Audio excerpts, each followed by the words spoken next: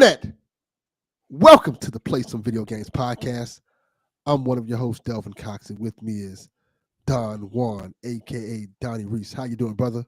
I'm doing well, man. How are you? Pretty good, pretty good. Also with us is Taylor Swift himself. Yes, himself. TPR. How you doing, TPR? What's good, Delvin? It's a little Yes, surreal man. being on here now. It's only been, what, 2 years? Yeah, pretty much. You finally made it. Trevor. Don't ask me why he's not here. Yeah, Sean, it's me. It's me, buddy. Yeah, man, Yes. doing good. Very excited to be on here tonight. Thank you for having me. Yeah, so as Donnie been saying for the past, months now, that we've been looking for all-stars to kind of fill in on PSVG. So tell us, why did you kind of throw your hat into the ring and say, why do you want to be a part of this? And Well, I don't know if I'm an walking all-star, clown but I'm here. I'm not leaving. well, I haven't left. That's reassuring. If you say I'm Jack, Don't leave. Don't leave. Don't leave. Yeah. Well, I discovered the podcast in, Trophy Room. I think Donnie was in the Trophy Room Discord back a few years ago, right after COVID, and or during COVID. And I found you guys, and I started listening to your shows, and I started listening back in Xbox Empire days when Elaine existed. You know. Yep. She's still alive. You know that, right? Good days. like she died or something like that. I mean, that's what they say, you know. But she's still very alive. She's still around. Yeah. I know. And then I love listening to Empire and Shaq, and then Just rubbing it in. Yeah, Rubbing it in for Sean. Just hard for Sean. And then you guys, I love the DLC, and then you guys restructured to PSVG, and I've just been listening to that as my marquee podcast for the past. What has it been? 2 years, 2.5 years, a year and a half, Something like that. But yeah, I just really enjoy the show, and I love you guys shooting the shit and also talking about video games. So I love the vibes, love the Discord, love the community. And when Donnie asked for people, I originally wasn't going to, but shout out to John32. He DM'd me and he's like, "You should do it." I'm like, so this is his fault. Yeah, this is his fault. By that time, I already started doing a podcast, No Limits. PlayStation show, and No Limits. Guys, okay. Yeah, we're With big Master inspiration P? for me. So, I thought we've talked about it multiple times. PlayStation has quite a few limits, right? Yes, very much so. Many limits. Mass limits. This is talked about later tonight. Limited by the CPU, apparently. that will continue. PS5 Pro, yeah. So I'm like, well, now I have podcast experience. I've experienced with Melon, and I love the show. Throw my hat in and see what happens. So here I am. That's the truth, Sean. No Limits. Welcome, and we appreciate it. We do appreciate it. Maybe we'll regret saying that by the end of the show, but we appreciate it. Welcome aboard. Thanks, man. Yeah, glad to be here. If it doesn't work out, it doesn't work out, but hope it works out. If it doesn't work out, UPS is hiring. You can you can also apply it like Firehouse Sub and Grill. There's plenty of places you can work out. You're good. Firehouse Subway. Subway, yeah. Not Subway. That's too low. That's Waffle too low shop. for Waffle shop's good entertainment. All right. Well, you're not a Waffle House dude. You ain't about that life. Truth. You're not about that life. I don't see you throwing chairs on the Waffle House. You got to know how to fight. All right. Fine. He looked so defeated when I said that. We're gonna work Delvin and Marshalls. Okay. That works. TJ Maxx. Jesus. Everybody put in the chat what they think TPR should work at. Before we get into the show proper, as I've been tweeting about all day and in the Discord, we're giving away codes tonight. As you've probably seen in the ticker above, Oddworld Abe's Exodus code on Steam is currently up for grabs.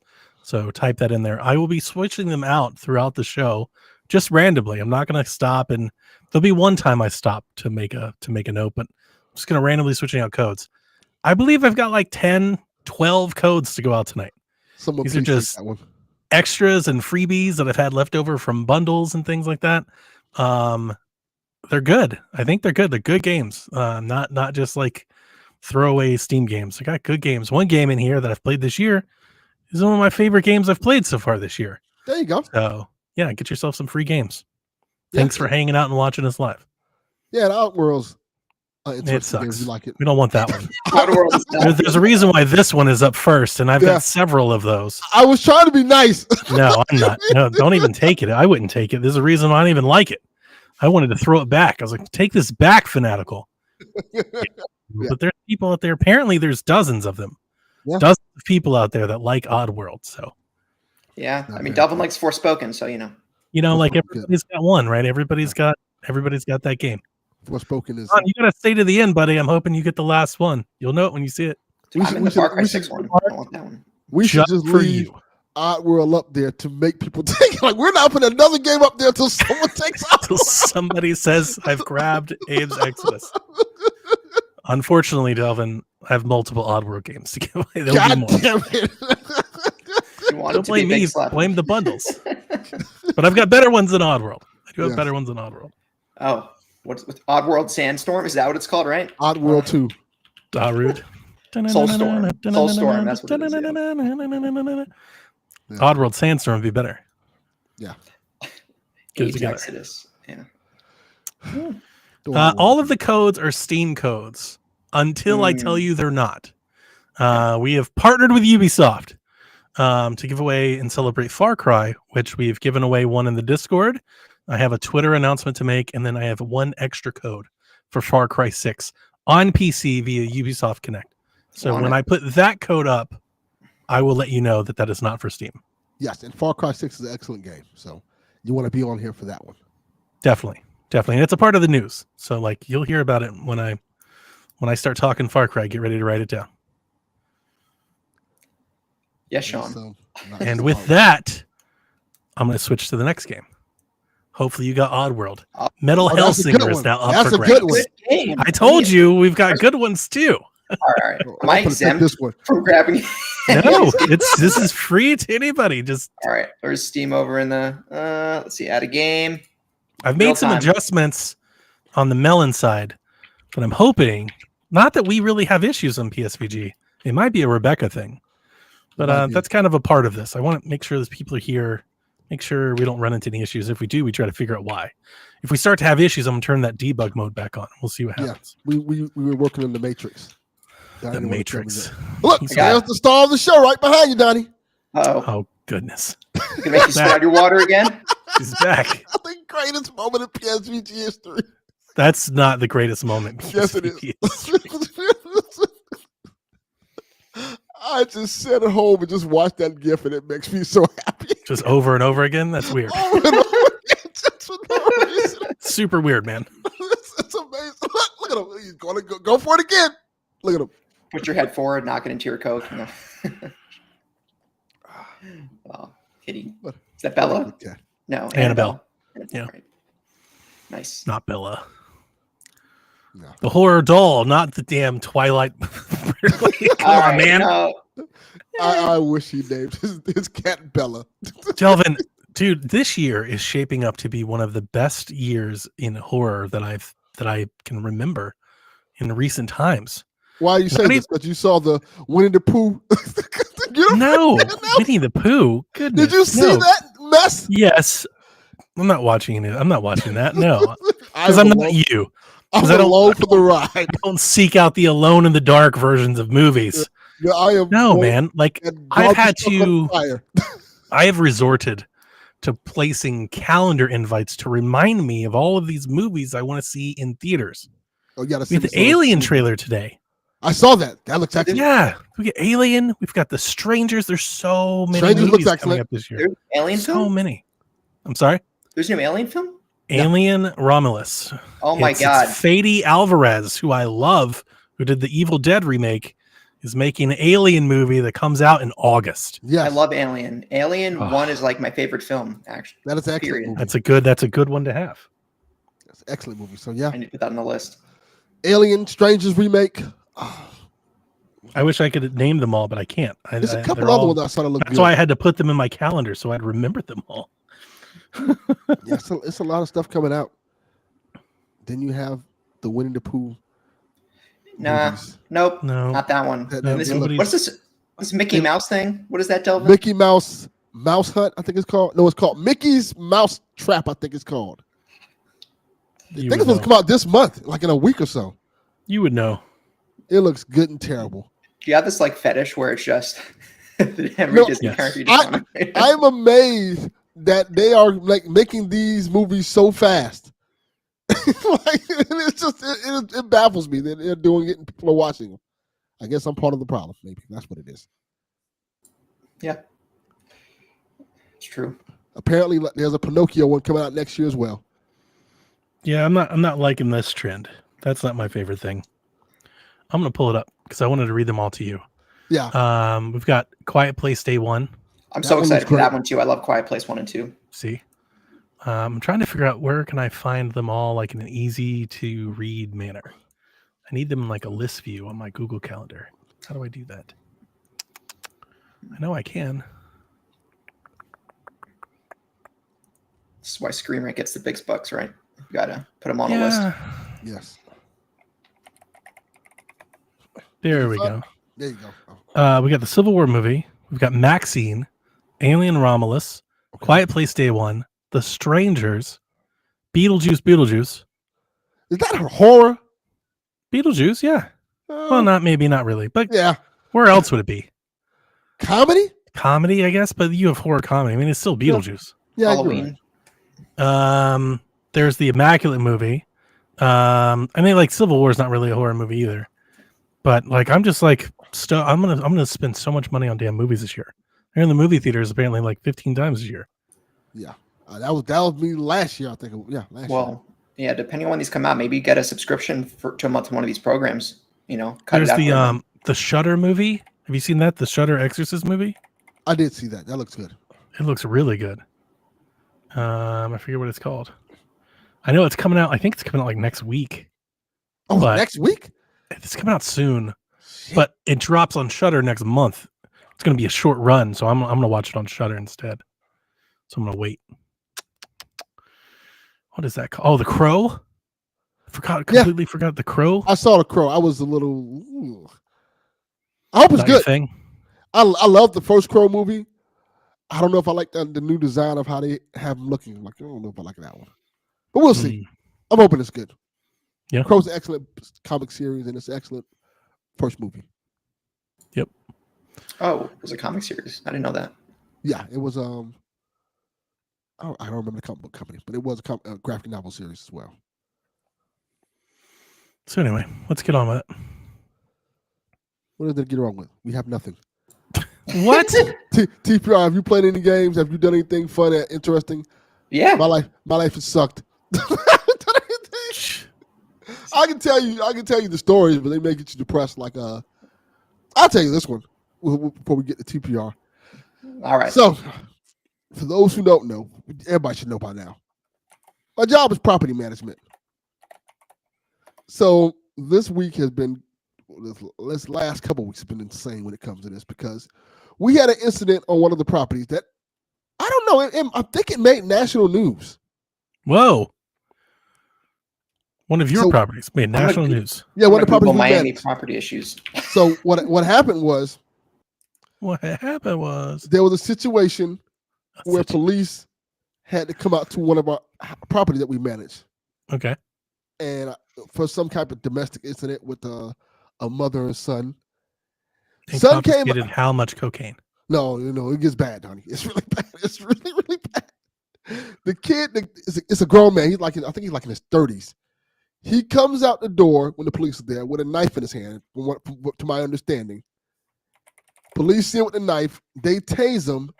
And as he's falling, one of the cops shoots him. Ooh. Yeah. And of course, this was in broad daylight. And of course, people were recording. So this video is literally everywhere. So you can imagine the outrage and stuff like that, and everybody's, of course, outrage, rightfully so. And it's just been a whole messy situation, like, going back and forth with the family, trying to figure out what can we do to help them, because they had a family member.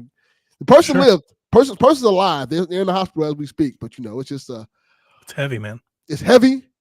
It's a weird situation. Then it comes to the property manager aspect of it, where, okay, the police didn't shut up the house. They have to, it's a crime scene now. Then after they finish with the crime scene, then you have to fix the damage that was done, because there's like bullet holes in the property. And the property's owned by the church, so that becomes a whole issue within itself. And and it's been crazy. It's been crazy in general because they've been having like speeches and stuff, and like right in the back of the property, you can just see our company's name right there. Oof. Oh my God! Because managed by. Sure. They're like, oh God, this is not good.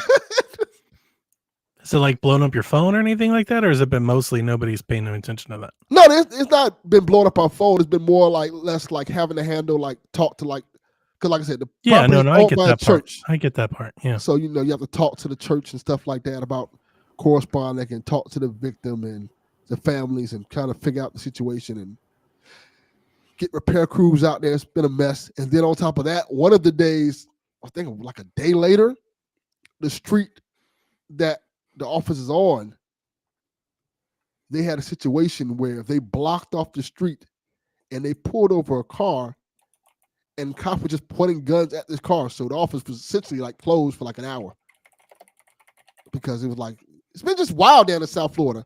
Maybe it's spring break, but it's just like we're not nowhere near where spring break is. But it's been like a lot of weird. Well, I sent you all those articles I was reading about Miami and Florida in general, Panama City and stuff, essentially going to war on spring break.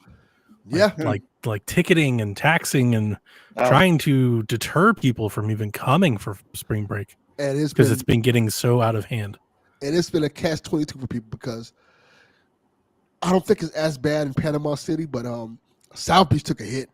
Like there was people down there saying that, hey, our business might have to close down because we lost a lot of business. Because I could see a lot of businesses being very upset about that for sure. They went too far with the restrictions. Like what they did was, for those who don't know, they put a curfew. I think the curfew is midnight.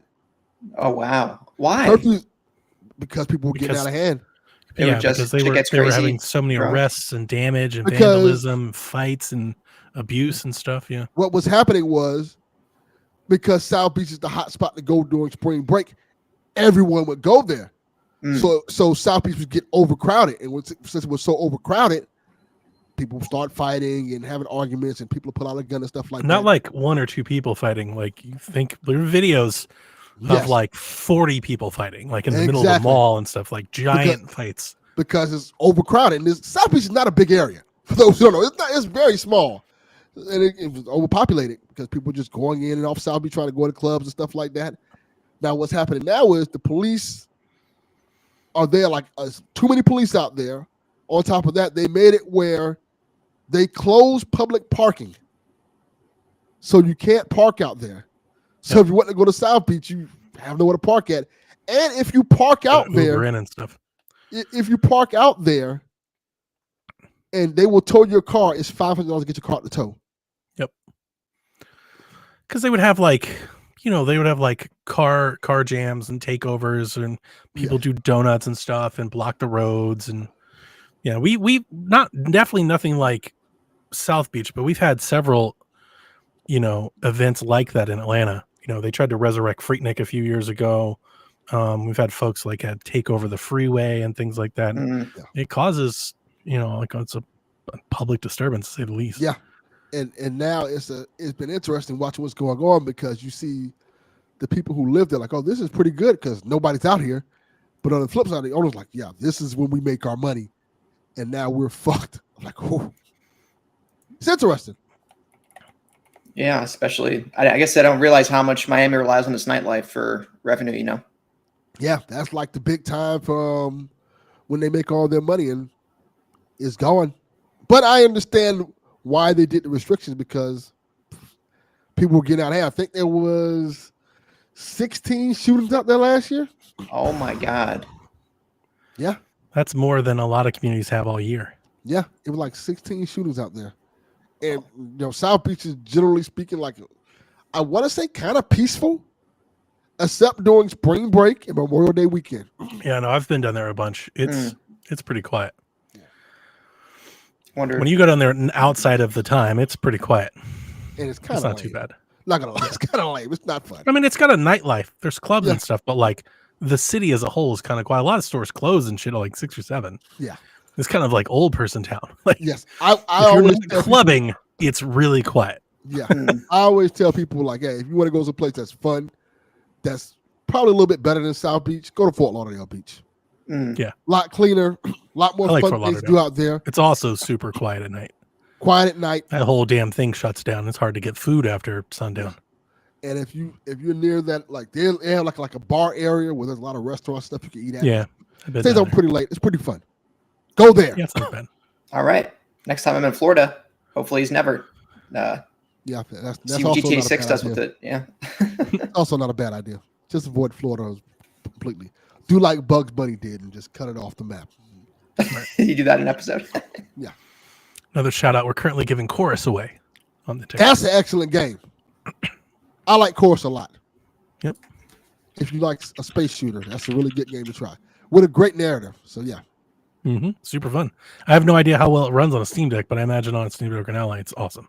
Nice. I would think so. If you're into like a Star Fox game.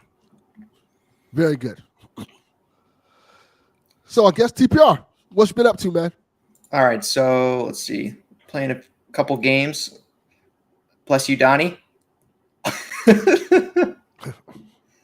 All right, saw Dune on Saturday night. What did you think of it? Very good. I think a lot better than the first film. I was a little confused at I'll just keep it spoiler free. Paul's motivations. Oh, really? Yeah. Towards the end of the film, like I guess I was a little confused plot wise, but it was a spectacle of a movie. I want to dig into it. I don't want to spoil it for people either, but like I want to ask. I don't want to dig into it too much. I saw the conversation in Discord about it. Yeah. It's been a lot, but I don't want to go spoil into it. People. All right. Do you want to get into it, Donnie? Do you want to spoil a little bit? I'm trying to it's figure up out to how you. I can do it. For me, I was 100% under. Like I feel like I was completely tracking. Now, obviously, some of it's up to interpretation. We've had several people in the Discord bring us completely different ones than I had. I watched the movie thinking it was a science fiction movie. Other people watched the movie thinking it was racial stereotypes. Like it was very different takes on the movie. In terms of his reasoning and the plot development for supporting his actions, the event that Paul undertakes, right, allows him to see things into the future. And I would just kind of like put it's like a Doctor Strange thing. He sees this one path that he talks about, this wiggle path to get through. And the only way to get there is to make some hard decisions that he doesn't necessarily want to make. And he's leaning into it because that's the path that he sees forward. That's how I took it. That's how I took it too. That would make more sense. Yeah, towards the end, I'm like, is this guy about to just become like a lot of people are like, he's the villain. And I'm like, I understand why you think that, but at least the way that I was taking it, I was like, he's not the villain. Like, this is not him being the villain. It's him playing a role. To me, it was ambiguous. He's like, he's playing chess. He's doing what he has to do to get exactly. He doesn't have a choice. It's either this or succumb to the other things that are weighing on him. Because the story that's been told throughout the movie was he does not see a way where they can win. There it is. Yeah. And then you get to the point where like, oh, here's the one way we can win and I can get what I want at the end. It's exactly how I took it. Now, other people aren't taking that way, but that was exactly the way that I took it. Now, all right. The question is, what will that cost him?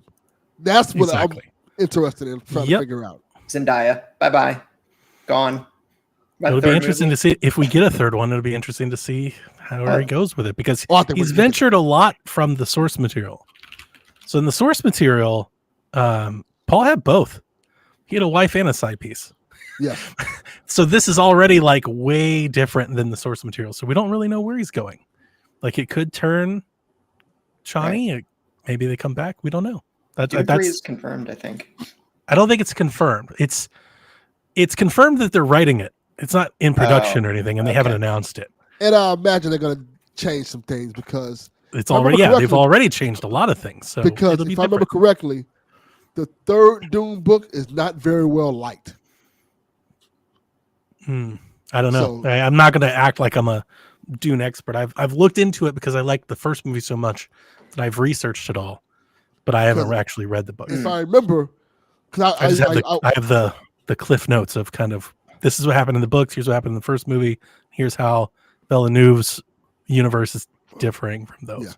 Yeah. Because I remember watching the first one. I remember that was a common thing. They were like, we didn't want to make it because people don't like the third one. Like, okay, that makes sense then. We'll just stop here. Well, but yeah, I love the director.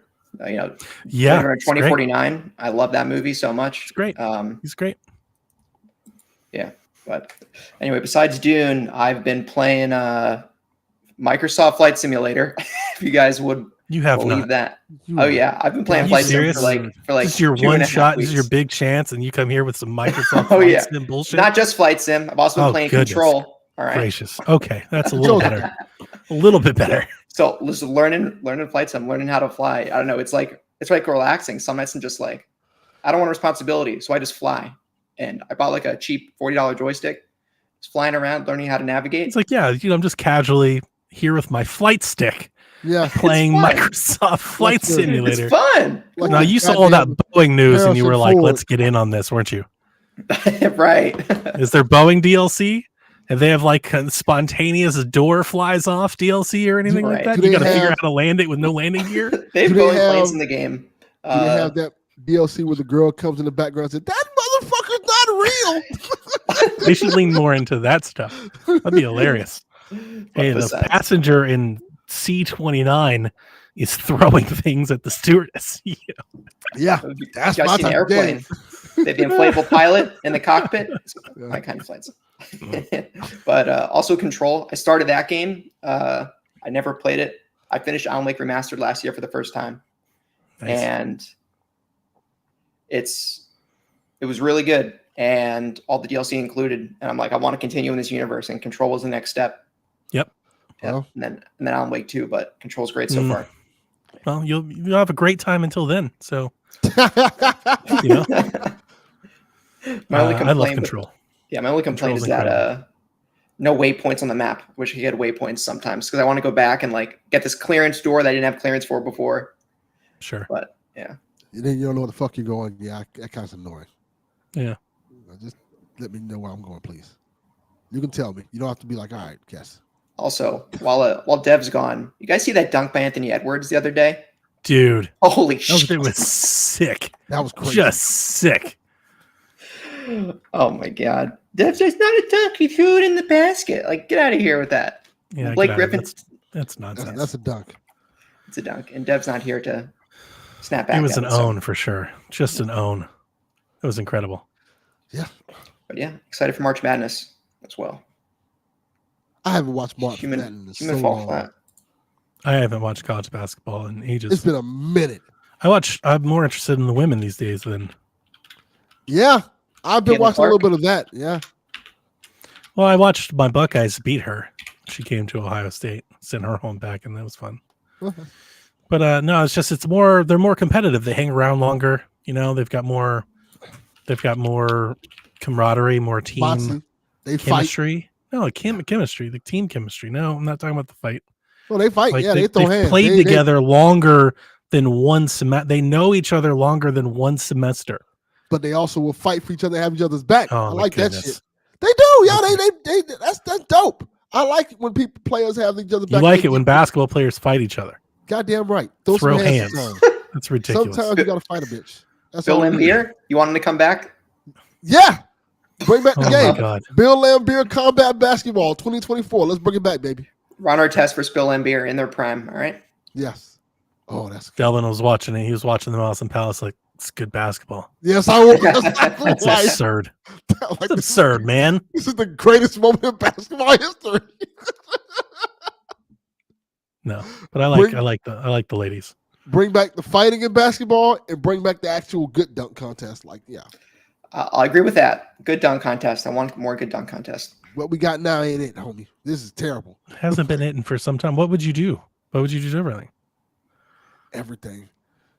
One, I would put actual stars in it for one. Well, it's not up to you. It's up to them. They have to want to do it. Give them an incentive to do it, or just don't do the dunk contest anymore. No, that's where I've been for a long time now. It's like just stop doing this. Yeah. I've always said just do like a game of 21. I would even invite college players to it. That would work. Let them do it.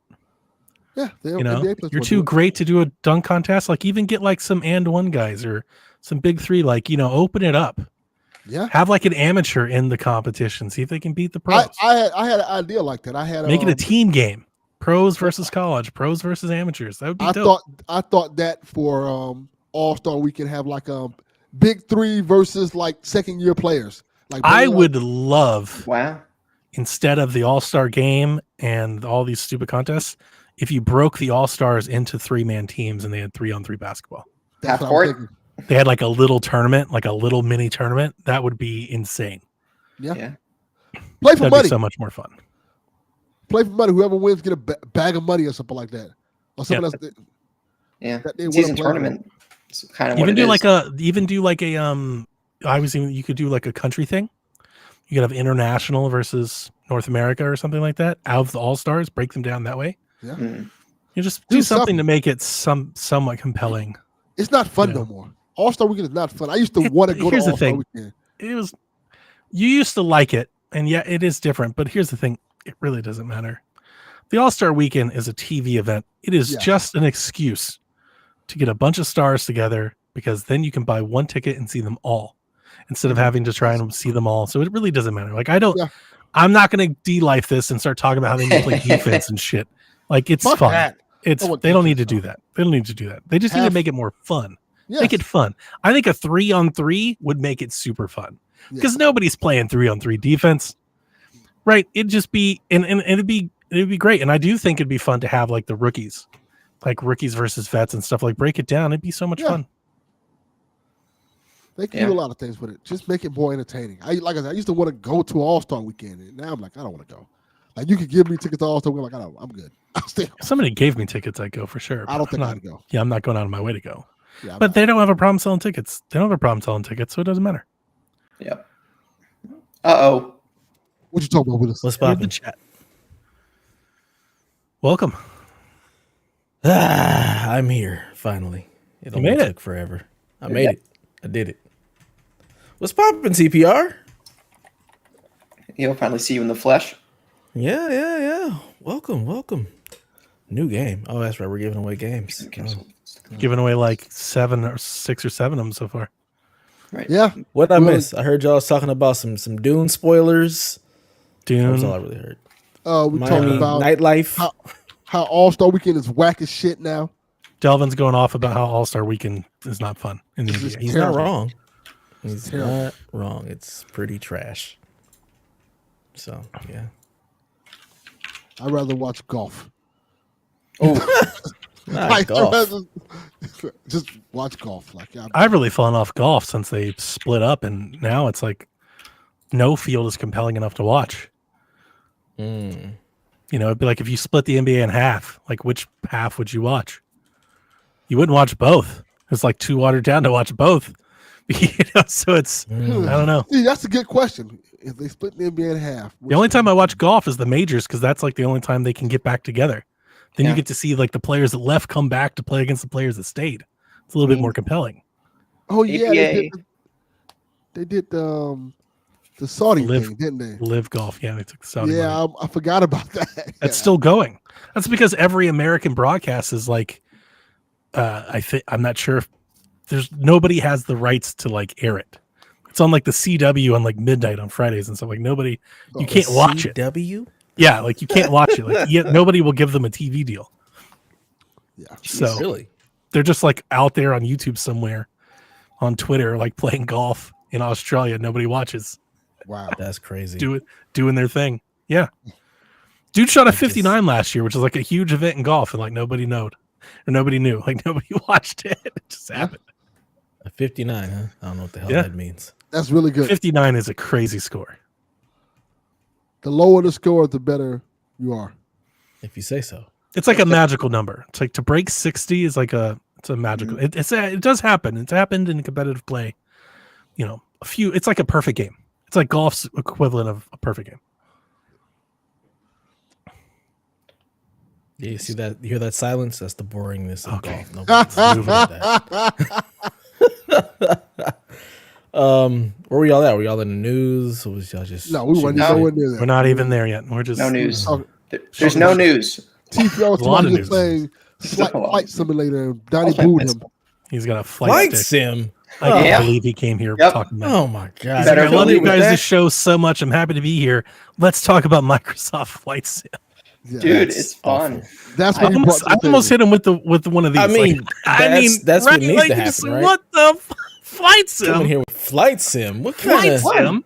All right, wait. I was playing Control too. I was playing Control, so I'll really back in there. He did save himself with that one rather quick. Okay. He said it real quick too. I'll play Control too. Like yeah. Don't kick me out. Don't kick me out. Don't leave. Don't leave. All right, you've redeemed yourself somewhat. Yeah, Jessie's badass. We'll say that. She is. She's awesome. Yes, she is. Yeah, yes, she is. Mm-hmm. I love throwing shit now. I got telekinesis. I forgot to mention earlier. So finally got that. So now I'm just. I got a 1,000-pound server rack. Just gonna throw it at this guy's head. That's how that works. You should. Yeah. Absolutely. Well, I ain't been playing shit still, so well, that's great. I've been thinking about playing video games. It's a thought that occurs in my You've been brain. Planning it? It's a thought that counts. I've been planning it. I downloaded Hellblade. Since subscribing to Johnny Pass. So my vision board is basically your entire Steam library. Let's see how we can attack any of this. Sure. But yeah, I downloaded Hellblade because when it was on Game Pass on PC, it ran like absolute shit, and I could never get the settings to work. So now that I have it in a much more playable fashion, I will get through that game as the next game that I play or whatnot. It's good. So, awesome. Yeah. Hellblade's a great game. Other than that, I play little Helldivers every now and again when I have a spare 45 minutes to an hour. When do you have a spare 45 minutes to an hour? It's super rare. It's very rare. I did get to play with Barrett. That was nice. Oh, sweet. He saved my ass a couple of times because he's way higher level than I am. But that was fun. Other than that, just been watching shows. Shogun is fucking incredible. If anybody's not watching that, you should. It's damn good. Started X-Men 97 today. The first 2 episodes definitely gave the range of emotions like, oh my god, it's X-Men, they're finally back. Holy shit, I can't believe you just did that. Oh my god, he's here. So yeah, it's good. Only 2 episodes. The range of emotions for a cartoon? Absolutely. X-Men is great. I mean, it's X-Men. It's so you're getting the nostalgia from the original series in the 90s, and this picks up right where it left off. Like, this is the continuation of it. So it picks up after the end of the series. So it's just like, oh my god, we're back here. We're back. So that's cool. Definitely. And it's X-Men. So I carry feelings for those characters. You don't, which I understand. But me and Delvin, I like the X-Men.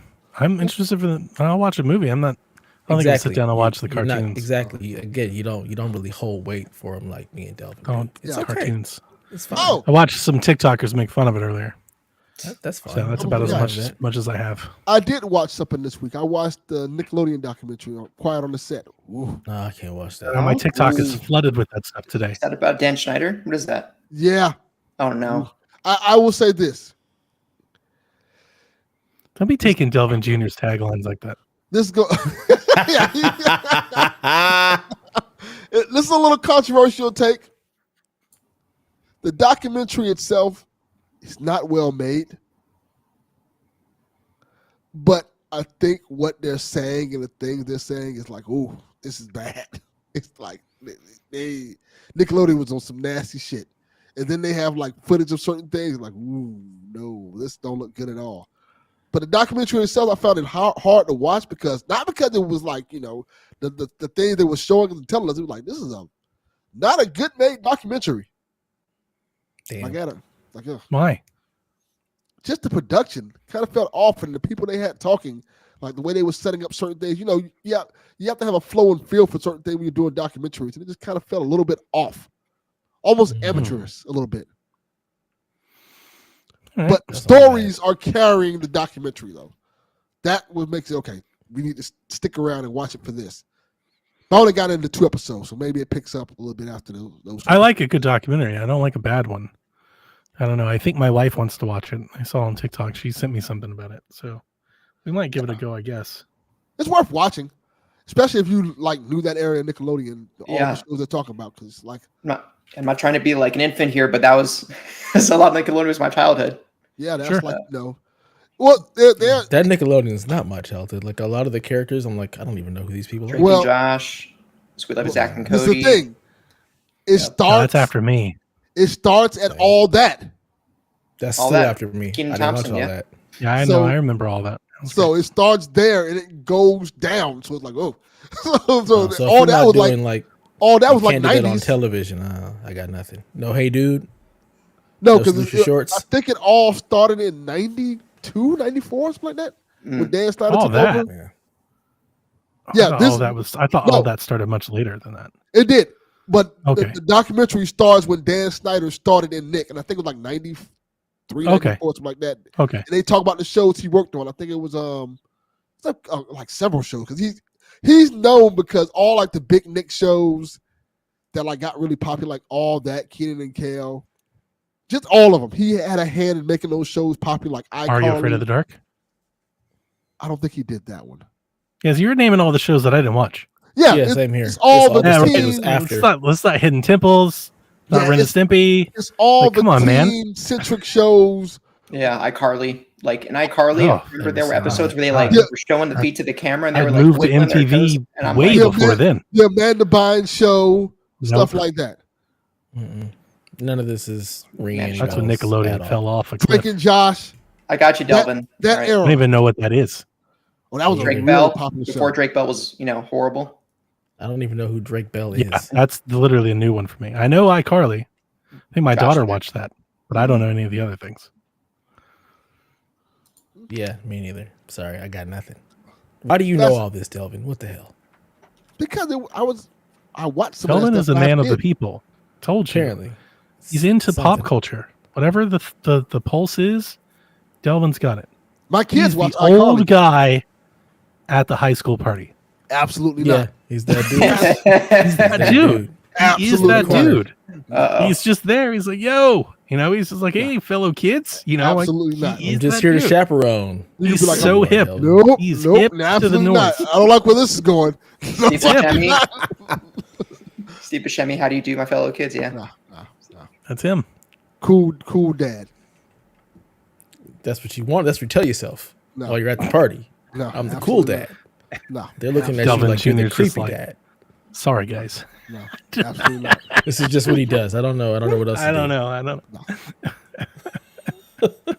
Absolutely not. My turn? Yeah. Yep. Let's do it. I'm playing Red Dead Redemption 2. All right. More of it. I played a shit ton of it over the weekend. Yeah. I don't remember what day. I think Saturday. Saturday I played it like all night long. I played it till like 2 a.m. I just kept playing. Jeez. Not doing anything of like significance. I made like a coat. Like I'm hunting. I made a coat. Yeah, I made a coat. I'm just fucking around. I'm not really doing a whole lot. Did you find like some of the weird stories, like the incestual family? You're really on this incestual family. Yeah, one thing you bring up last a lot. time. Like, why? Yeah, this made a real impact. It's on a weird side quest. What are you talking about? You don't know I about wanna that side know. quest? I will give you. Don't egg him on. There's a couple in Red Dead that you run into, and I don't want to get based off what you do. They can poison you and take all your stuff and leave you like butt naked, like in the forest. You have to go get it back, and it's weird. There are like some really crazy side missions in Red Dead 2 that you can check out. Like there's one where you can walk up. This is an Attack on Titan Red Dead moment. No. Right. You see so why Delvin was trying to get down with them and ended up butt naked in the forest. That's what happened. Well, that's one of the things they kind of allude to. He said, they allude to that, but I got Do you want to be a part of our tryst? Of course. You got Doom? Sorry, not sorry. Yeah. they have they all have a PR lot says of. I got Doom. You sniped Doom. That's hilarious. Well, since Doom has already been taken, on to the next one. Good job. Oh, Nobody's nobody's getting that.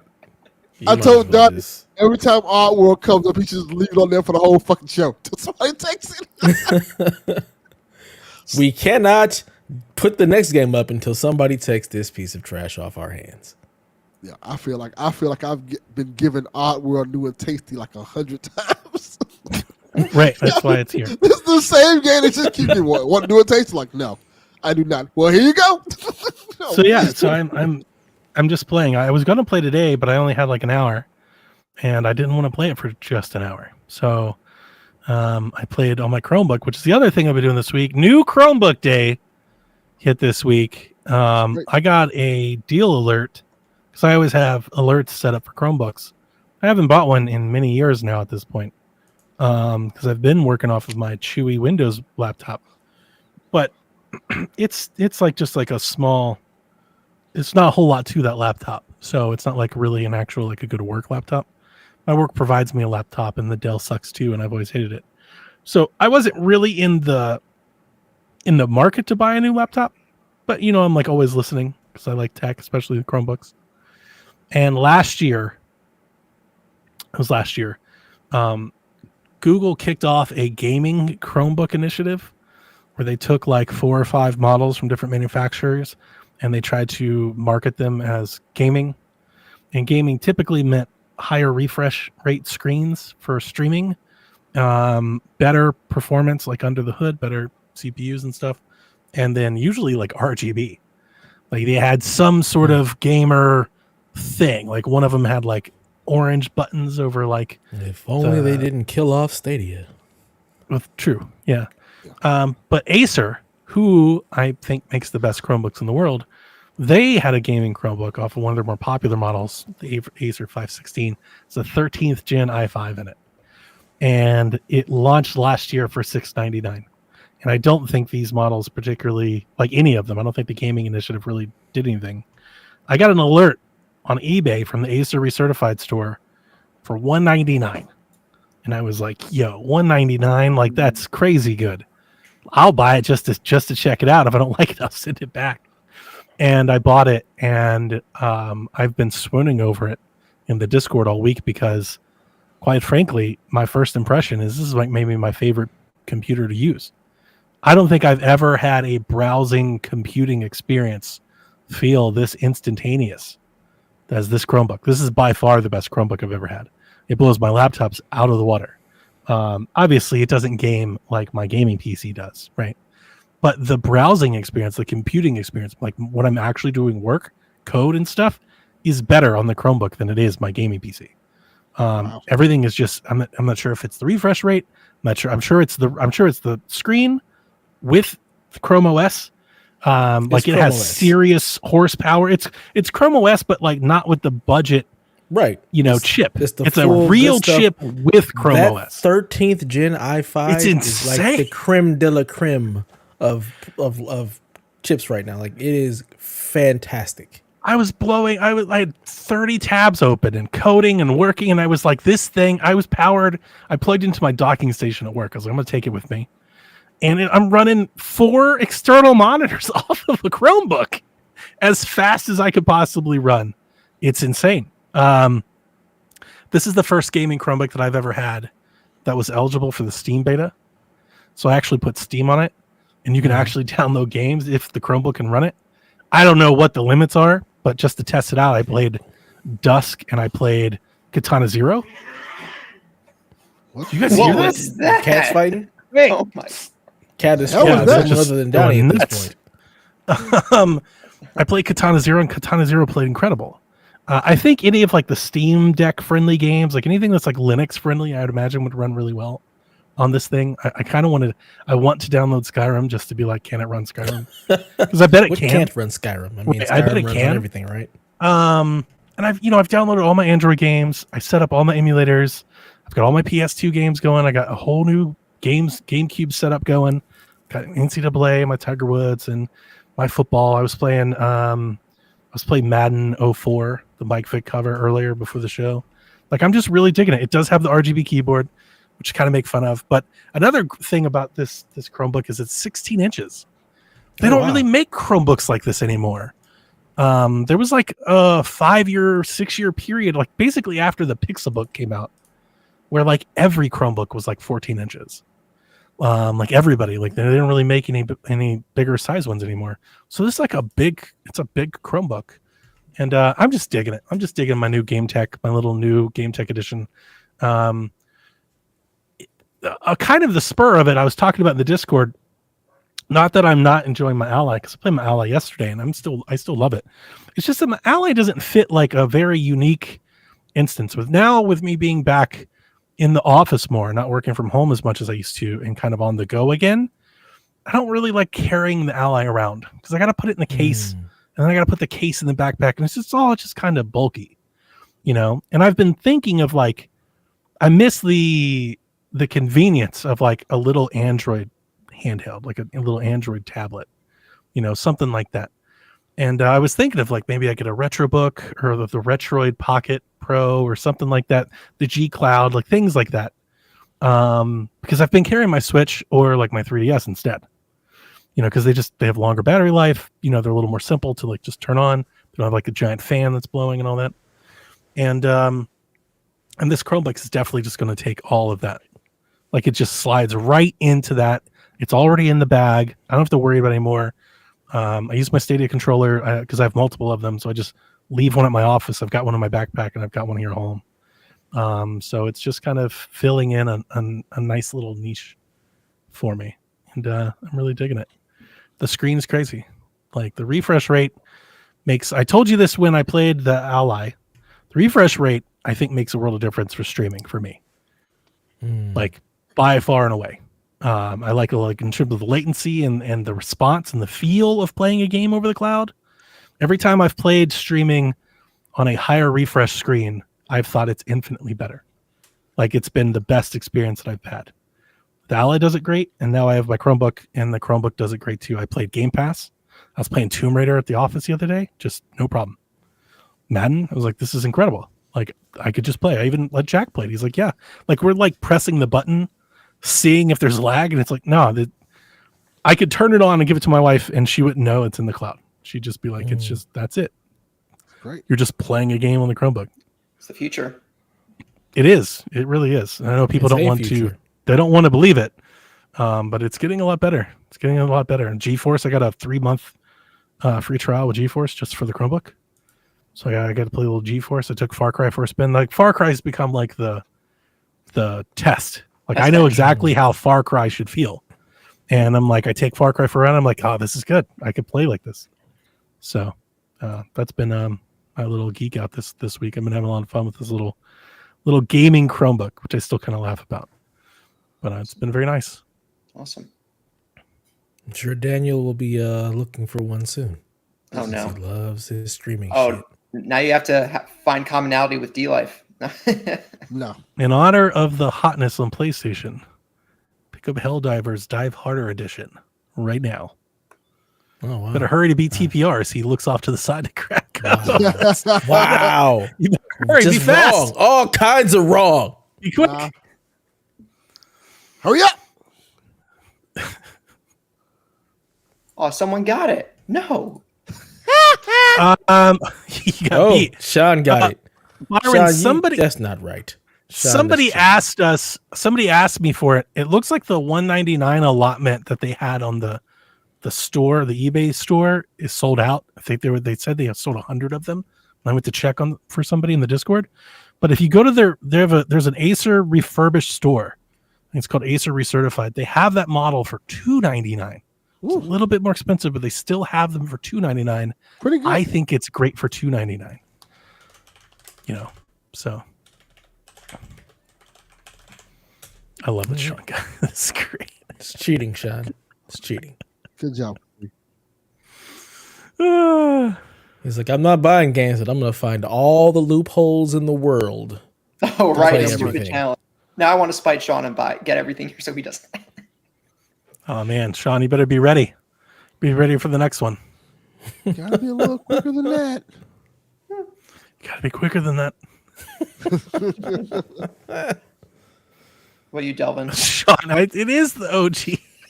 No. He said it's not the sequel. No, I don't have it like that. No, it was the OG. Yeah. That's what you get. PPR, you can have it. You get. I can have it. Yeah, well, Sean has it, so oh well. Yeah, it's too late now. It's gone. Mm-hmm. Yep. It's gone. All right. Well, I guess it's time for the news, Danny.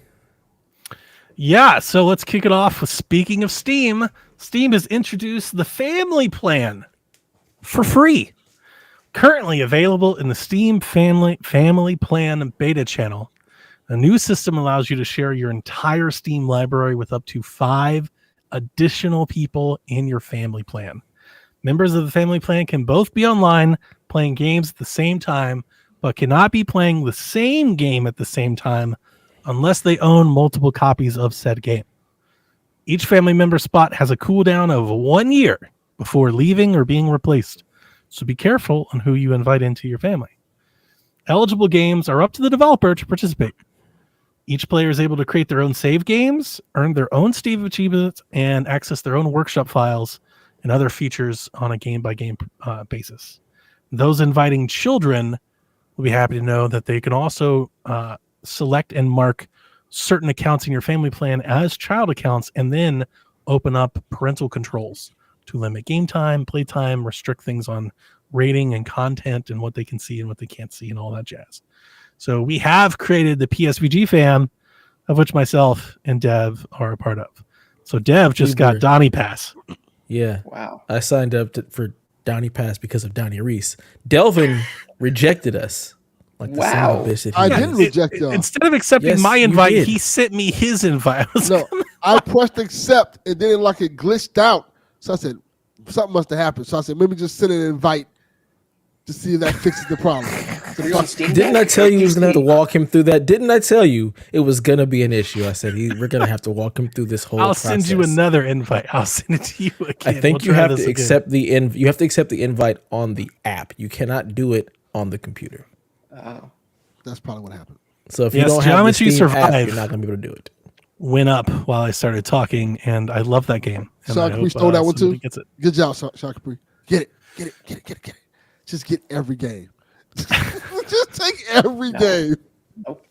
Come on, Sean. I can't believe that they did this. I can't believe not only that they did it like you don't have to pay a fee. It's not a subscription. It's insane.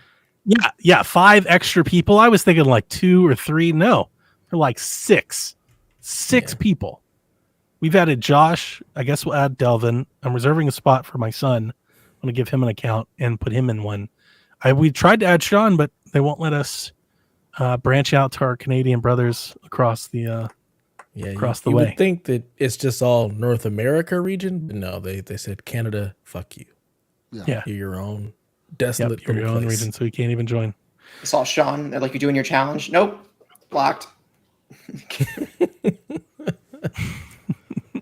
I was thinking about, like, I like the Donnie Pass idea. I was thinking about maybe I should sell some of my extra Game Pass codes and just start investing more into my ever growing Steam library with some of that money. Not all of it, but just some of it. Just a little, just a little off the top. You out here like Scrooge McDuck and his money. Yeah, babe. I've got you can afford to spare a few. Yeah, I mean, it's not like you're just giving them away. You're getting a return because it's just going to go into Steam. So, like in my head, I would really like to play Outcast right now. Like the reviews weren't so great that I want to pay out of pocket, but like, would I trade some Game Pass for it? I might. What is Outcast? It's like the new game Outcast 2 that just came out. It's like an open world game. You can fly around and stuff. You play as Andre 3000, the big boy. It's like futuristic Just Cause. Yeah, I never heard of it. Southern Player Catalytic. You know what Just Cause is, right? Yeah, no, Just Cause is, yeah. Yeah, so think but of it's like not a that Southern futuristic Playlist Cadillac funky music, you know what I'm saying? Yeah, it's like a sequel of it is a sequel to Outcast, which was like, I think some people claim it to be like the first like open world game. Below. Wow. Speaker box. Nice. Byron says, can you play together at the same time with family sharing? Yes. No. If you have, you can play the same game at the same time if you have multiple copies of that game. Yeah. But you can't, if you have 1 copy of Helldivers, 2 of you can't play Helldivers at the same time. But you both can be online playing games in the library at the same time. So if you be playing Helldivers, somebody else can play Gears at the same time. I think between me, you, and Josh, there's only like 3 games that all 3 of us own. I looked at that library after we added Josh. It went from like 5 something to 15. To like 1,000. Yeah. Yeah, this is way over. We have so many games now. It is in beta, so my initial reaction was I would like the ability to search by owner to like filter the library down, but like show me Dev's games, show me Josh's games, show me my games, stuff like that.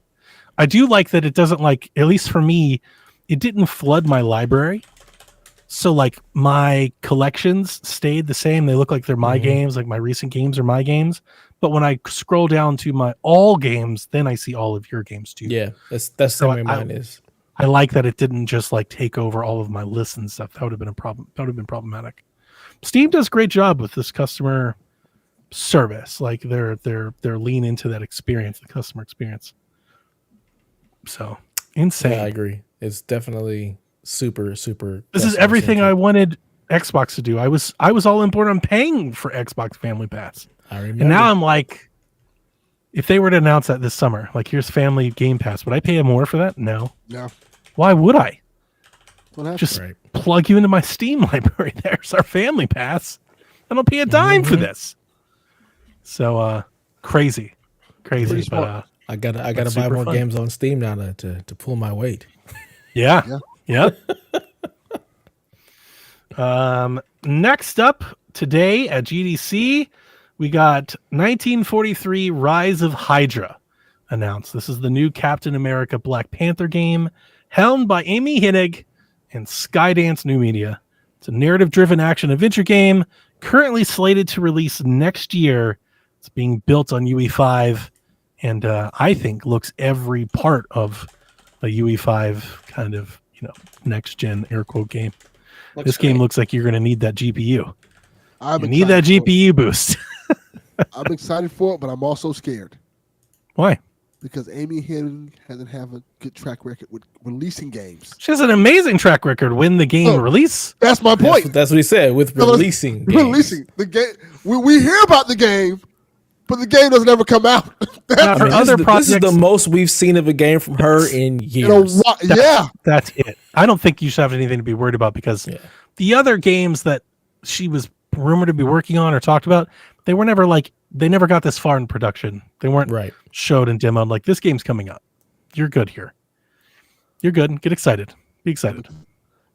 Captain America and Black Panther are my guys. And Amy Hennig does great work. So I'm excited to play it. Like, it looks really cool. I like the story. I just want to say, I don't want to be said, she's just the writer. Yeah, that's what I need. There's other people that gotta make the game, right? Like it's. I don't. But what's gonna make this game is gonna be the story. It's gonna be the what story. Is the Skydance New Media? Like, I know it's a new studio, but do they have any track record? I think this is their. That sounds familiar. I don't remember what. Yeah, does it follow a comic? A comic? Yes, it does. Line? It does? Okay. There was there's been an old issue of, several old issues of Captain America where he fought against the original Black Panther, which was T'Challa's grandfather, and that was a whole storyline that was pretty interesting. Yeah, I wonder what the motivation was, but maybe that's. I don't want to spoil it because I'm quite sure that spoils the game. I'll play the game then. Yep. Yeah. Between Wolverine and then this, it's my Marvel. But it's a really cool story. I mean, I thought the trailer looked great. People are a little upset because what light skin. Yeah, man, they're too light skinned. They're too light skinned. I'm sorry. People not feeling that. I'm fine with it because there are light skinned brothers in Africa. There are, but I mean, he looked German. I'm just saying. He did not look German. He looked German. German. I mean, his hair. Come on now. They didn't have phase in 43. Come on. They didn't. Get that man an afro or something. Get that man's hair to be natural. Because they have cornrows in 43 like that. Come on. The character model is based off of I think his name's Gary Payton. I think something like that. Carrie Payton. Carrie Payton from The Walking Dead. I thought you said the basketball player. Carrie, yeah. He's from The Walking Dead. He plays Ezekiel. He's a great actor. Whoa. Yeah. Oh yeah. Okay. But light skinned brother. So they made Black Panther light skinned. So people are like, ooh. Oh my God, Sean. I mean, exploitation cat. This is why Canada can't have nice things. That's true. Well, I thought the trailer looked good. Trailer looks awesome. It's great. I want to see gameplay. But that was supposed to be great. all in engine. So it always is in engine. It's still a cutscene. It's always in engine, right? It's a cutscene rendered in engine, meaning you have no control over anything, meaning no processes are happening. What's the gameplay like? I know I heard of New Sky Media before. It's the same thing with GTA. It's like all in. Yeah, it's in engine cutscenes. New Sky Media is supposed to be making a story-based Star Wars game. That's their other game that they're coming out with. But it's New Media is just like the offshoot of Skydance Media that's doing games. Right. Yeah. So we'll see. We'll see what the studio is capable of. But if the cutscene is any indication, I mean, this looks like they're leveraging everything Unreal Engine 5 has to offer. It looked very pretty. It looks good. And it's coming next year? It said 2025. 2025. That's what they said. Yep. I have to live one more year. Just in time for PS5 Pro. Just in this time is the for it to be mountain hill to delayed. die on, Delvin. This game, you said one more year. GTA 6, this game. Just gotta survive. Hopefully you make it. Maybe we'll get you a PC so you don't have to worry about, He's gonna get the new PS5. Limited. No. I mean, the new PS5. Get the GPU. That was the first thing I thought of. I looked at the trailer. Can't fit it in my house. We had somebody in the chat say that they thought it was like an actual Marvel trailer. They didn't realize it was for a game. When I was watching the trailer, I was like, "Yep, that's why we're getting a new console with increased GPU. Is this game? This is why? Because this is where developers are headed. Which where the rubber meets the road. Doesn't surprise me at all. It's the thing I've said for years now. Every time you give developers any resource, what do they do? Push the graphics. Push the graphics, push the performance, push the graphics. Just push the performance. They don't care about that as much as long as it's pretty. If it's pretty, you'll play it. It's a lot easier to sell people on pretty than 100%. Yep. Look at Dogma. Apparently, Dogma runs like ass, and people love this game. But it's pretty ass. I mean, you don't need a RPG to run great. That's fine. It's fine. Oh, okay. It's not fast action. It's fine. We got Game Pass games announced for the rest of March. So MLB The Show is out on Game Pass again, and it's crazy that that's just to be like expected these days. But again, if you have Game Pass, you get to just play the show, as well as Lightyear Frontier, The Quarry, Delvin Cox's favorite game, is out on the 20th. Hot Mess Express. It's a Delvin special. Goodness. And Rebecca jumped my ass about that game too. They both like it.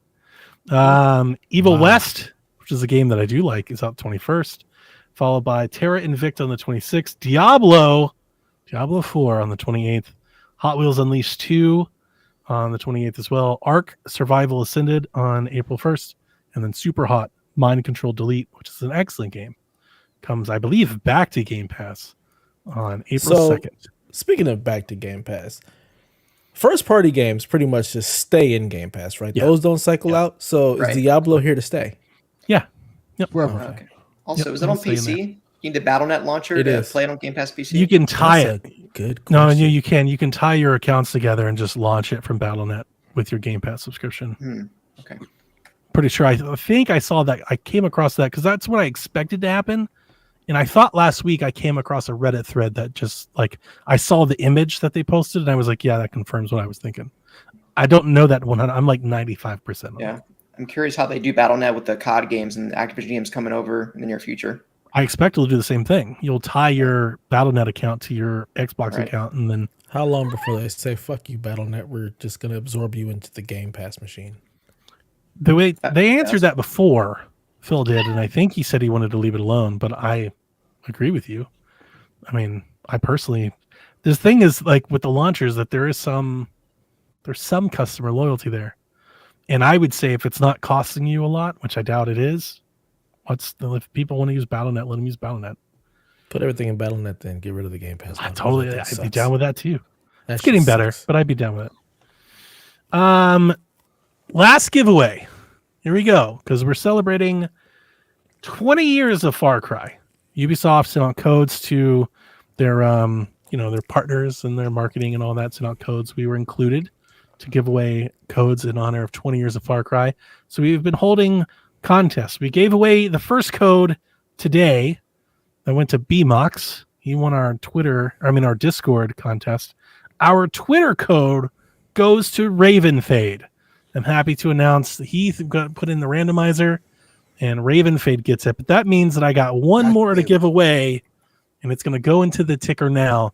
This is a code for Far Cry 6 on the Ubisoft launcher. Ubi Connect. So you gotta claim it over there if you want it. And there you go. Ubi Connect, Far Cry 6 code is in the chat. Enjoy. Love Far Cry 6. It was great. Not as good as Far Cry 5, but very good. Yeah. I loved me some Far Cry 6. Give me 6-2. I need more Danny in my life. I imagine we're getting Far Cry next year, I think. Probably announced this year or teased, but I would imagine it comes out next year. Yeah. Thank you, Ubisoft, for giving us Sea of Thieves, and I played it for an hour, and it was. You mean Skull and Bones, not Sea of Thieves. Sea of Thieves. Sea of Thieves is fun. Whatever it is. How did you like your Skull and Bones pirating adventure? I saw that. Stream. let me watch the ask you stream, this. and you'll see how much I enjoyed it. Is it single player friendly? I mean, yeah, I didn't play with anybody. It was just me. I was seeing that you were playing. I'm like, oh, it doesn't look. Well, there's other people there. I actually went back and played it a little bit more in the fidelity mode. It looks fucking night and day. It looks so much better. It runs terribly, like the 30 frames, and it drops. It's just but it looks a hell of a lot better. But it's just it's all right. Like, I don't know if there's a story there or what it's supposed to be. It's like, it just feels like a bunch of fetch quests. So it didn't really pull me in. Yeah. Be a pirate. Yeah. It's all right. Well, yeah. So it was fun. It was fun that I thought it was cool. I was like, man, this is great. We just get to give away some Far Cry. Felt very on brand for us. It's like, let's do it. Yeah, absolutely. The next story that I wrote is something that I'm very excited for. Look at him go. Look at him clapping. The Riftmaster has yet to be announced. It's yet to be dated. It's yet to be announced or price. However, some sleuths has found on Google Cache, looking at cached versions of the website, have found a page for the Riftmaster. This is the guitar controller that's coming from PDP, now Turtle Beach. I'm not sure if we talked about it. Turtle Beach bought PDP last week. So they're making a guitar controller for Fortnite Festival. Get a lot of people excited. It will be $129.99. And apparently this page, I assume if they're making pages, is supposed to go up soon. I don't know. I've been following them on Twitter. They've been tweeting about like every controller that they make, of which there's like thousands like under the sun. And every comment on every post is constantly like, just give us the fucking guitar. Nobody wants your Peach controller. Fucking put on the guitar. So yeah, $129.99. That's honestly right where I expected it to be. So I'm not upset by the price. I just want a date so I can buy it and get on with my Rock Band. I'm very excited to buy this guitar. Awesome. Anybody else gonna jump into Rock Band or Fortnite Festival? No. Definitely not Fortnite Festival. I will continue playing Rock Band with the guitars that I already own. Those are valuable. I saw Fortnite Festival now has over 100 songs. Probably nothing that I want to play. It's getting pretty big. Like it's becoming its own little thing there. You can play Queen. Yeah. There you go, Dev. You could play Queen. Probably. I'm not going on Fortnite. Me either. Absolutely the fuck not. It's not even installed on any of my systems. No, thank you. They lost when they said Fortnite. We are not a Fortnite family over here. Well, speaking of Fortnite, we've got some epic news from GDC. They've made several announcements today. First, the Epic Games Store is coming to iOS and Android sometime. They've said this before, but today they had like a splashy page and like a picture and all that. So I imagine they'll start including mobile games and stuff into there, and they'll try to do what I imagine Xbox is trying to do. They also announced Epic First Run, a new program in which they will incentivize offering devs 100% of revenue from sales in the first 6 months if you make your game exclusive to the Epic Games Store on PC. Ooh. They did that just for Rob 3000. They really did. They really did. I was giving them hell earlier. I can't believe I woke up to this man talking about trying to find coupons for Epic. I was like, after all that, that shit, you didn't see I tagged you in it. I didn't see. He was like, I need a coupon. I was like, after all this shit you talked, he's like, well, I can only play it here, and he's come full circle. He's come back around. Wow. He's like an Epic. He's all of a sudden, he's like, well, if I have to and they give me some free games, it's all come all the way back. Rob. He'll have the PS5 real soon. Then he'll buy a PS5 Pro. He'll sell that, buy it again in 2 months. Rob, TLC made a song about you. It's called Scrubs.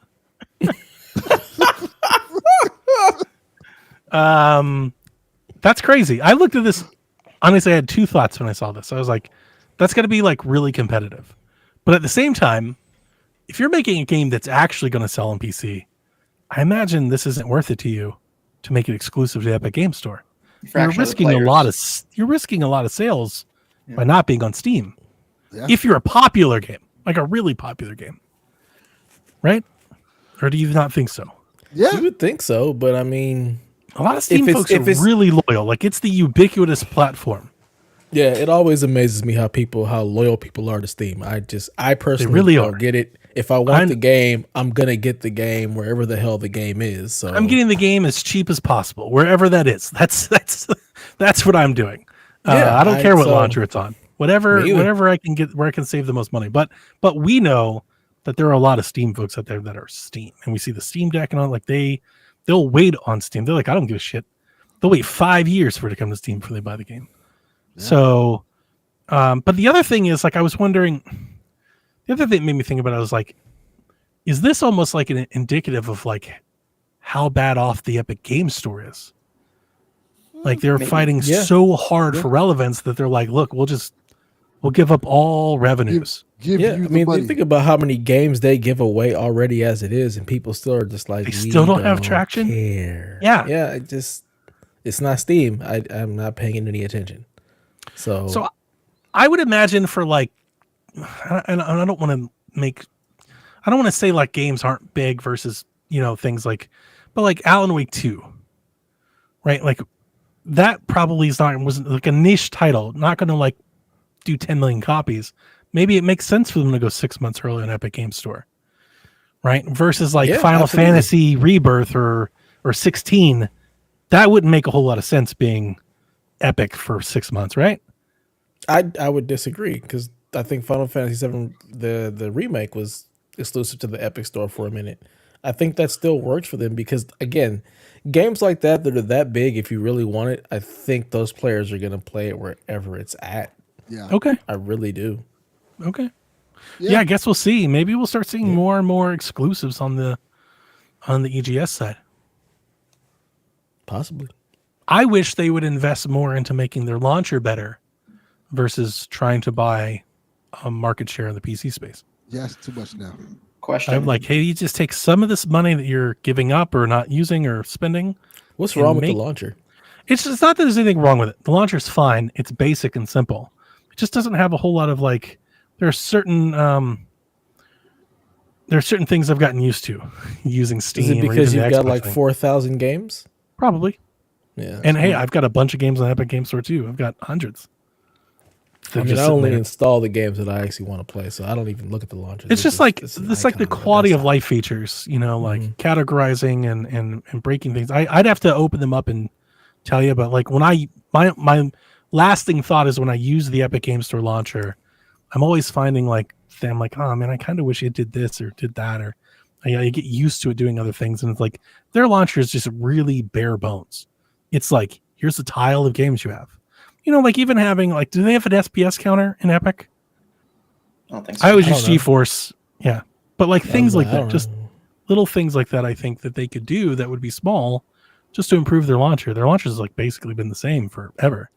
Interesting. They haven't done a whole lot to it. I just want a list of shit. Give me the shit, and we type in the well, then you're good. Yeah. Run. Like that's all they give you is a list of shit. Right. It's like, but when you compare it to Battle.net or GOG or Steam and Play Night, I'm like, it was very bare bones over here. This is like the basics of basics when it comes to launchers.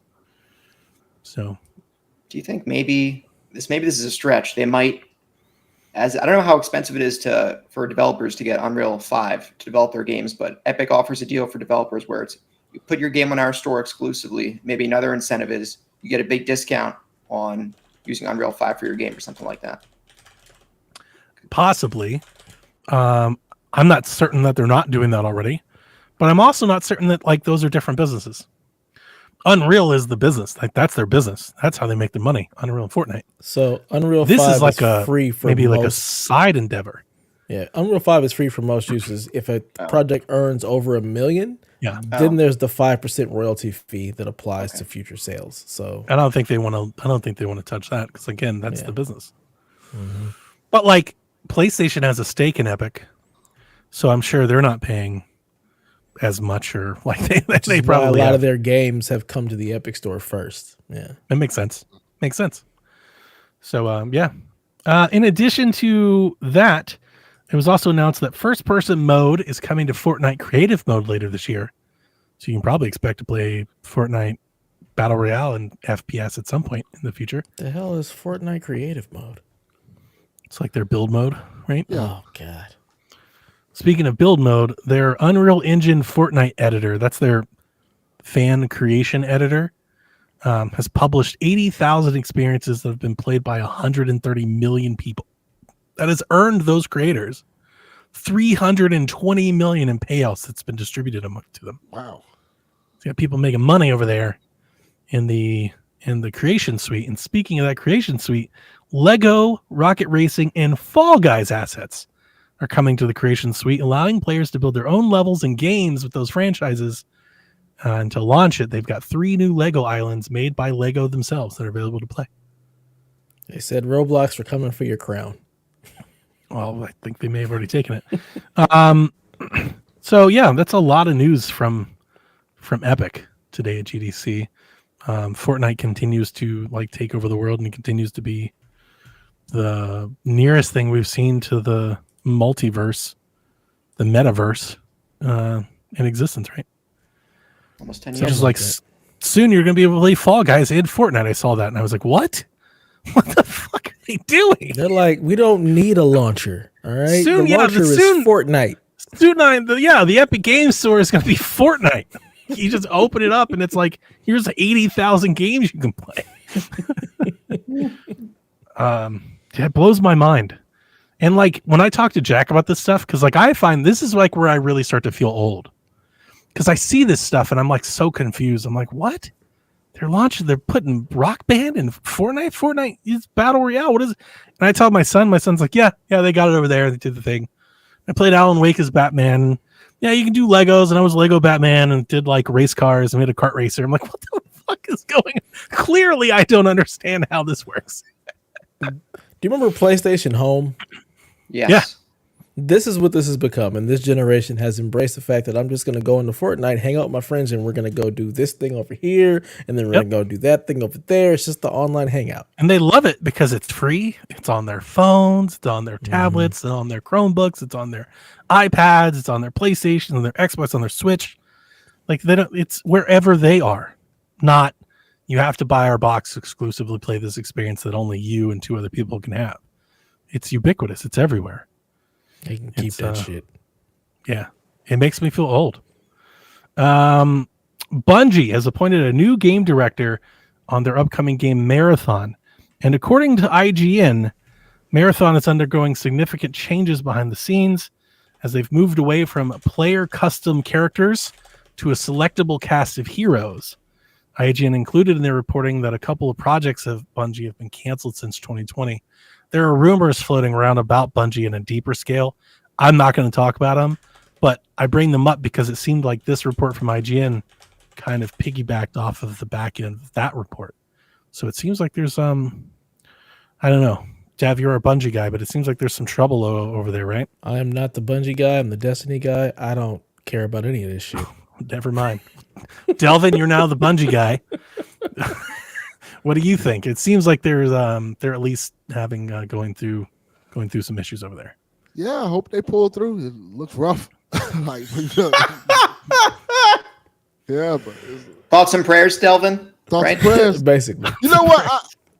I was interested in Marathon at first, and then they started showing stuff like I don't know if I'm interested. Is the idea that it's going to be more of like an Overwatch thing?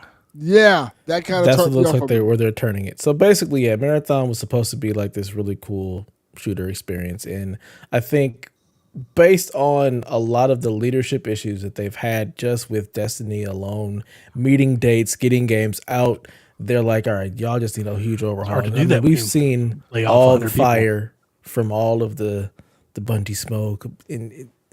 Yeah, Christopher Barrett was a guy who was a game director. He was a previous game director on Destiny. Then he shifted over to this game once they started working on Marathon. And now apparently he's out as game director because they want to go in a different direction. And I think it's really at the behest of Sony trying to like right the reins and actually get the damn thing out. And all of the tea leaves for the last year, 18 months seem to suggest that we're witnessing like a Sony coup of Bungie, right? In a sense, yeah. I've also been seeing a lot of stuff where they're talking about a lot of the upper management is waiting for the final Sony payouts, and they're all basically going to leave. Wow. So you're gonna have a whole. They're gonna start a new Bungie. Golden parachute on your way out. Turn it over. Like, all right, we got our last little Sony payout. We're leaving now. And you've had a lot of people who have left Bungie. If they didn't get laid off, you had a lot of people that had started just to move on. I think people want to do other things, and I think there's just a lot of issues with their management style. So we'll see what happens. People are really worried about the final shape. We'll see what the hell Marathon turns into, and they have some other project that's codenamed Gummy Bear that is supposed to be some other shooter game that's supposed to be coming out. So was that one of the ones that was canceled? That one apparently has not been canceled yet. That has been mentioned. Because I saw that, and I thought the IGN report said that was one of the ones that got canceled. Okay, as far as I've read, I haven't read that it was. Was it the mobile one? I don't think so. Okay, one of them was a mobile-like game, and apparently that was canceled. Okay, well, Remedy announced their earnings today, and in those earnings, they said that they've had a 22% dip in revenue for 2023. They attributed the loss to increased development for new titles, as they do have Max Payne 1 and 2 remake in development, as well as Control 2 and Condor. They mentioned that Max Payne 1 and 2 remake has a budget similar to Alan Wake 2, which is way more than I would have ever expected it to have. So maybe it's going to be much bigger than I ever expected it to be. That's exciting. My only real take on this I shared in the Discord earlier is in digging into this article, they had dips in earnings in both Q3 and Q4, and it actually got worse in Q4 than Q3. And that was strange to me because that's when they dropped Alan Wake 2. Yeah. And I realized that, if you have a lot of games in development and you're burning through a lot of investment, it may not be able to offset. But you'd figure when you launch Alan Wake 2, it'd offset it somewhat. If not like a lot, but somewhat. Last year, they had like a 3% loss. So 22% loss seems like a lot. A lot. Yeah, like even a lot more, even for having projects in the works, it seems like a lot. They didn't have anything else in 2022 that would have been doing, like, that's crazy to have that large of a drop in a year that you released a game. Like a major game, like for them, a major release. They really only release like a game like once every 2 years. Like every 18 months, they kind of have a game. Did the Control and its sequels and the Alan Wake remake do that much more than Alan Wake itself? Alan Wake 2 coming out itself? Either that or they're spending so much in development that it completely drowns out any impact Alan Wake 2 has. So I'm kind of more along your lines of thinking, Dev. Like when I read this, I'm like, the math just doesn't quite math. Because they said Alan Wake 2 was very successful and earned back most of its investment. I'm like, then those two things can't be true at the same time. You can't say Alan Wake 2 did a great job and then your overall numbers have like nothing to show for it. Like that doesn't seem to pan out for me, but maybe I just don't understand. Like I said, maybe if we looked at their earnings year over year for a long period of time, maybe, but like, I'm not going to do that. I looked at last year's to this year's to just get an idea. And no, for me, the math ain't mathin'. Also, this is like, it was their revenue that dropped 22%. Just looked again at the article, not their profit. So not even taking into account all those development costs, they should just be making, I thought they'd be making way more money. Alan Wake 2 exists. That's game of the year almost, like I don't understand really. Yeah. Exactly. That's exactly where my mind was reading the article. So we'll see. Yeah. Are you guys still there? Still here. Weird. Okay. I'm here. Yeah. Did TPR freeze? Oh no, my cat is Okay, shaking. you froze the for me. webcam. Oh, okay. Am I back? Gotcha. Yeah. You never froze for me. Downey was All right, frozen. and for me, before we so get was, into the Rude Day Delvin. segment, But Delvin's always frozen. So There you go. Now he's frozen that for me. yeah, I'm wondering if I should turn on our little debug mode. Thought he had a stroke for a second. Yeah, I'm gonna go ahead and do it. I'm like, this time. Matrix knew code. this day was Am I coming. it's the big one. I'm coming. Knew this day was coming on the podcast, so it seems fitting. Wow. That's how I definitely want to go. I want it to be recorded. It's on the podcast. All right, are we all back? Yeah, Yep. we're here. I mean, Don't leave. I never. We're here. Okay. We're here. Can y'all see? I want to turn our the debug Matrix? mode on just in case, and I can pull a report. Delvin called this the Matrix. Yes, it's the Matrix. Some bit rates. He says Neo. this is the Matrix. What? Yeah, Neo. This is the Matrix to you? Yeah, pretty Kind much. of nonsense. This is the Matrix. All right. Rumor control, which is like the big news this week. The PlayStation 5 Pro specs have leaked out of the dev portal from third-party partners. There's been tons of conjecture and speculation to talk about it this week. So what they're telling third-party developers is that you can expect the PS5 Pro to have a 45% performance boost, including a giant boost to GPU processing power to the tune of 33.5 teraflops. You're looking at a 3 to 4 times performance with ray tracing. Expected to launch this holiday, but Insider Gaming said that could be pushed depending on software. It's not set in stone. There's a 28% increase in memory speed. It's also more efficient memory, so there'll be even a little bit more than that over just raw processing. CPU, however, will remain the same, but we'll have a boost mode. Is it like an overclock, Dev? It's like a higher clock CPU, or Yeah, it just clocks a little bit faster, but it also decreases the power of the GPU. And even with that 45% performance boost and that flops, it's not just like a flops of flops. It's really more of like a 17 teraflop increase, not really 33, with the way the architecture of the CPU and GPU is. The architecture is different, right?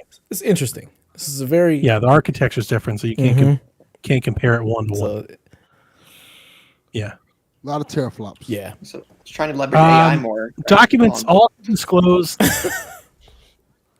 Right. Yeah. So documents also disclose that PlayStation will deploy PSSR, PlayStation Spectral Super Resolution. They claim that it's better than FSR2 and will have an AI accelerator on board. Yeah. I feel all that. So what do you guys think? I don't know what the fuck any of that means. That's what I think. Delvin, I'd like you to give us, as the PlayStation guy, Delvin, I'd like you to give us your breakdown of what you think this means for the PlayStation brand and where you see it taking them in 2024 to 2025. There's some teraflops in there, some digits. Shit gonna be moving around. The game's gonna be gaming. It's gonna look beautiful. It's gonna be the most powerful console on the market. Sound like a used car salesman right now. So many flops. You're gonna put it in your house. It's gonna terraform your kitchen.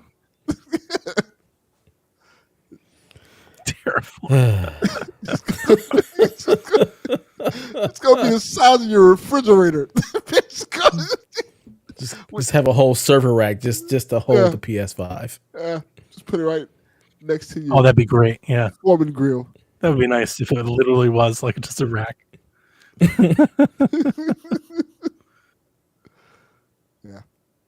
What do you think, Dev? See games running on it. I just need to see games. Like I need to see what it actually does to games, because what I'm imagining is that we're gonna get like an actual possible native 4K, still at 30 frames per second, maybe better lighting, better anti-aliasing.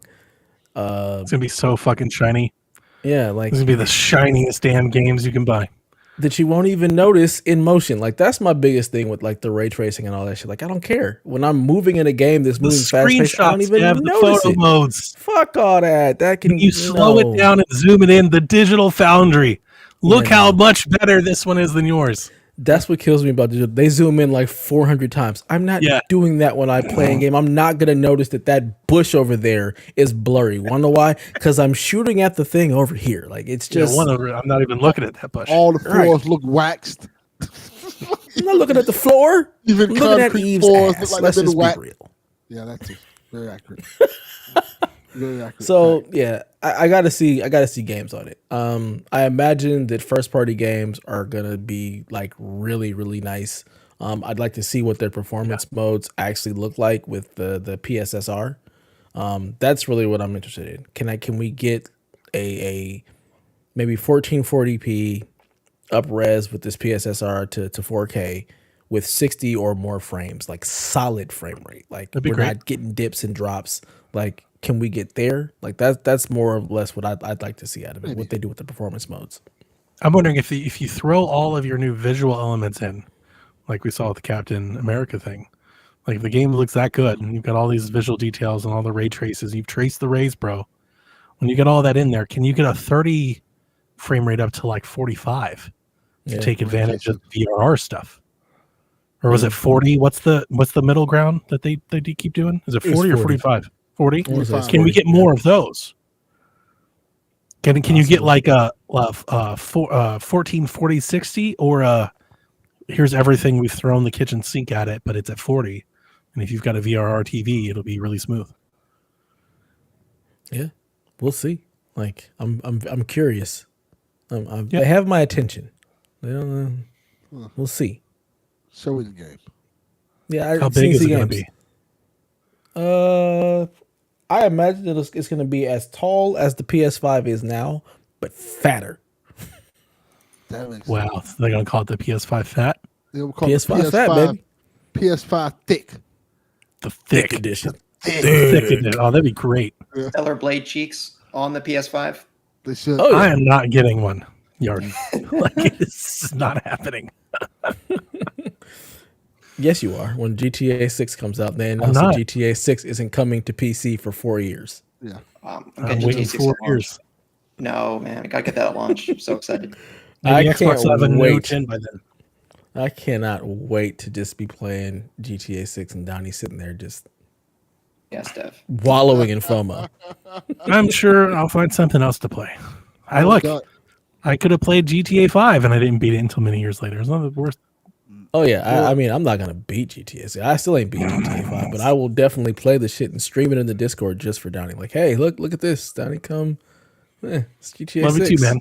Love you too. Knowing Donnie's luck, he'll find a PS5 for $50 around that time. Oh, I've passed on several PS5s for $200. See, there you go. Already, I had one person that was willing to do 300 on a Slim, and I thought about it. I was like, no, never mind. Once GTA 6 is out, that'll change. You'll be like, yeah, I can see what I can flip it for. We'll see. Rude Days, put it in the segment. Let's take this. Let's bet the line next year. I don't think so. I don't even think. But here's the thing: I don't even believe GTA is coming out next year. I think they'll push it. I do. Yeah, 100%. I do. Like, I feel very confident. Damn, that means it's even longer to come to PC, though. That means I gotta maybe even longer. Yeah. I'm not so certain that everybody's just like on the Xbox side of things, at least on the Reddit, right?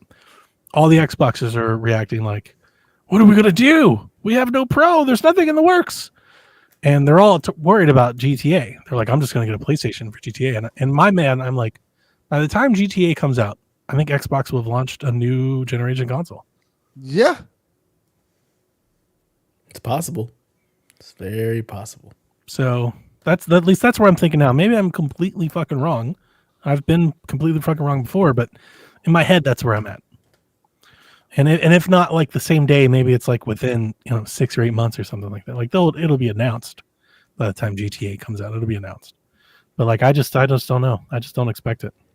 They're not going to call it the next. It's not going to be a mid-gen console, upgrade. by it's the going way, to be the new thing in their console whole may be a scope of handheld. stuff. It may not even be the console I'm thinking it is. Right? Like I don't know what the console is going to be. I don't know what the console is going to be, but I think that instead of doing a Pro and elongating the generation, I think Xbox is going to do a new console. They should. Yeah. Probably come the year later. Yeah, they're just going to cut their losses and say like, hey, because I think with them and everything's cross-gen plus xCloud and all that, with them, they're just going to be like, look, we still have the Series X. It's a great console if you want it. If you want to spend a little bit more, we have this new console and it does all the kinds of crazy shit the old one didn't do. Yeah. And I think that's where they'll go. Instead of doing a Pro, I think they'll do that. Budget option. This new console, it's called a personal computer. Right. Well, I mean, that's where I am. Like, in my head, if you're asking me today, and again, you're right, FOMO, things change. In my head right now, it's like, I don't want to play GTA at 30 frames anywhere. So if that's what the consoles are offering, like, I think I might just wait. Oh, it's going to be 60. But here's the thing. We have no idea what GTA is going to do. I love that everybody's like, will this console play GTA at 60? We don't know what GTA is going to play at. GTA may play at 60 on the console you have now. We don't know. Your people are extrapolating so much off of cutscenes from a trailer, right? Like we don't know. We don't know what they're going to do. The actual gameplay hasn't been around. We don't know what Rockstar's targeting. Right? What are they targeting? What are they building to? Because if you're building your game to hit 60, it'll be 60. If you're building your game to go as far as it possibly can go, then it'll be 30. It's just up for them. But not every game is so CPU bound that I can't run at 60. Not everybody's doing that. And that's not exclusive to an open world either. We've got a bunch of open world games that run at 60. CPU also does not dominate the frame rate when it comes to 4K at all. CPU, you only get CPU limited frame rate at 1080p. Once you go higher, that's all on the GPU. The GPU takes over for the frame rate when it goes to resolutions higher than 1080p. So your resolution, your graphics, your rays and stuff, the CPU is bound to logics, physics, performing functions, things like that, geometry, right? So we don't know how much that stuff they're putting in their game or not. We don't know. Yep. And until we do, it's kind of a moot point. I'm not really thinking about it too much. We'll figure it out when they show the game, which won't be until next year. We're not going to see it until next year. So that's how I feel about the Pro. I need some games on it. If I was really on paper, doesn't matter. If I was really, really focused on just that, like if that was my thing, I'm going to get the Pro because I want GTA 6. I would wait to see GTA 6 before buying the Pro. Like I wouldn't pre-order the Pro because we don't know what that's going to do. Based on what we've seen, the Pro is going to run GTA 6 prettier than the PS5. Don't necessarily know it's going to run better. And that's going to be an interesting thing for the Pro because there's enough here that I think most games will have some performance boost, but I also think we're probably going to have a lot of games that basically run the same on both these consoles too. And that's interesting. That's like a weird one to kind of handle from like the Pros that we got last gen with the 1X and the Pro. Because like the 1X and the Pro were really, let's get these games to 4K. Right. It was a 4K transition. From 1080 to 4K. Now you're going to have some games that already run at 4K 60 and still run at 4K 60. It'd be like a prettier 4K 60 or more stable 4K 60, but it's still kind of run at 4K 60. And I think that's an interesting dilemma. I don't know if anybody's really thinking about or talking about that. This is why I'm not so high on the Pro yet. Again, I need to see what they do with those performance modes, what the games actually look and play like. I'm more worried about that.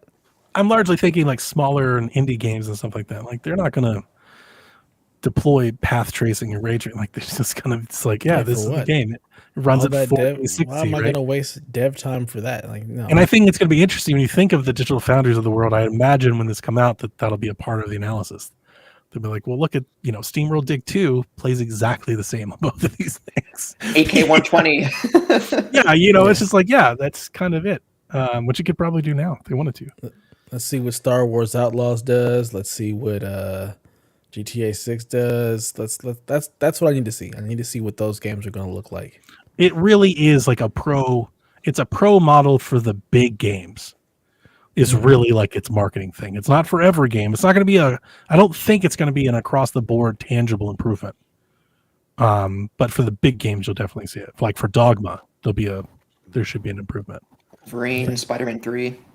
Yeah. Yeah. All the first party stuff will take. All I care about is the first party stuff. Everything else I'm playing on PC. I'm not worried about it. To that point, what first party stuff? Exactly. Like what first party stuff? Santa There isn't anything Monica, right now. Naughty Dog, San Diego. See what they all have cooking. Naughty Dog. They just See, canceled a okay. game they worked on for 3 years. Like, we're not going to see Naughty Dog for a minute, man. The last Naughty Dog game took like 8 years. I thought they were working on another single-player project. They're always Yeah, working we'll on see that at the end of the PS5 gen. Yeah, we'll see that in and then we'll see 2028. that remastered for PS6. Who's up next? Is it Ghost? Oh, I have no fucking clue. Santa Monica or San Diego, they could show something. Maybe. Sure. Yeah. Okay. You can show something, and it's still not coming out till 2028. Pretty I much. don't- Yeah, I don't know that. I'm with you, Dev. I mean, they do got to show it off with something, and like when and what. You're gonna It's a weird time to be launching an upgraded console for them. I'm not too worried about it. I'm not too worried about it. It's just an odd time. It's like kind of what the One X did. The One X launched with like no game. Red Dead Redemption.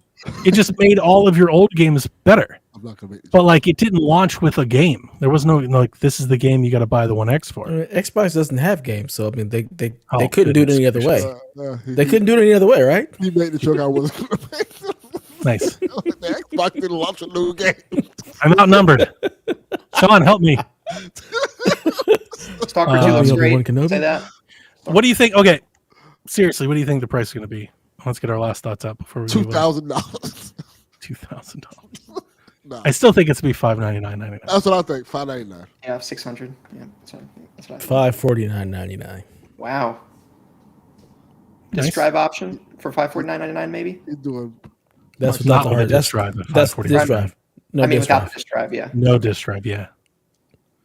They're not They even going did to sell say- it with the disk drive. They're going to sell Their it without marketing said that it is compatible with their external disk drive. it. Yep. They're So going to is sell it without the disk drive. is it Just to gonna make you look feel the like you're same? getting a better deal. Fatter. I told you. But like tall, still with the fat. side plates. Yeah. So They still have to the if they're going to spire make it compatible with it. Yeah. Yeah. Oh. It's going to be the tower, baby. You might get me if it was like a new look, a new design. I'm like, okay, maybe, but if it's the same thing, definitely not, man. It's got to look similar if they're going to make the drive compatible with it. I was thinking like maybe could they do something like, and again, not the same, but like the PS4, but you can slide one of the plates off and put the drive in and put the plate back on. That's not how the drive works. Isn't that how it works on the one? You take the plate off and you screw Slap it on there. Yeah. So how are you going to slide it in? Well, that's what I'm saying. Like on the PlayStation 4, you could take the cover plate off over the Yes. hard drive thing. So maybe That's they the do like that PlayStation with the bay. 4. The 5. Right. But the 5's drive is not just a slide in. It's you got to take the plate off, slap it in, and that's now this bulge. They're Yeah, not going to the make a bulge is what whole kills me. different. they're So not gonna maybe make a instead of whole having the different pregnant drive. PS5, maybe it's so fat that it's just you just do the straight plate, but the thing is just that wide, Maybe. Yeah. So so you don't have the bulge anymore. The bulge killed me for the slim model. Like I Yes, can't. I think it's the ugliest thing I've ever seen. It's just the obese PS5 now. It's just fat. Yeah. Bad vibe. Thick. It's thick boy. Basically, the PS5 Pro with the drive is going to get a BBL. That's basically Yeah. what it's looking like. There we go. Wow. That's the BBL edition. Yeah. PlayStation the Stallion. I'm surprised how many people. Bulge I'm envy. surprised by how many people in the chat are taking the Delvin Cox over $600 mark. We've No. got multiples of these. Wow. Because they know PlayStation. PlayStation. No higher than 649, Yarden. No higher. Yeah. I don't think they would, but it wouldn't surprise me.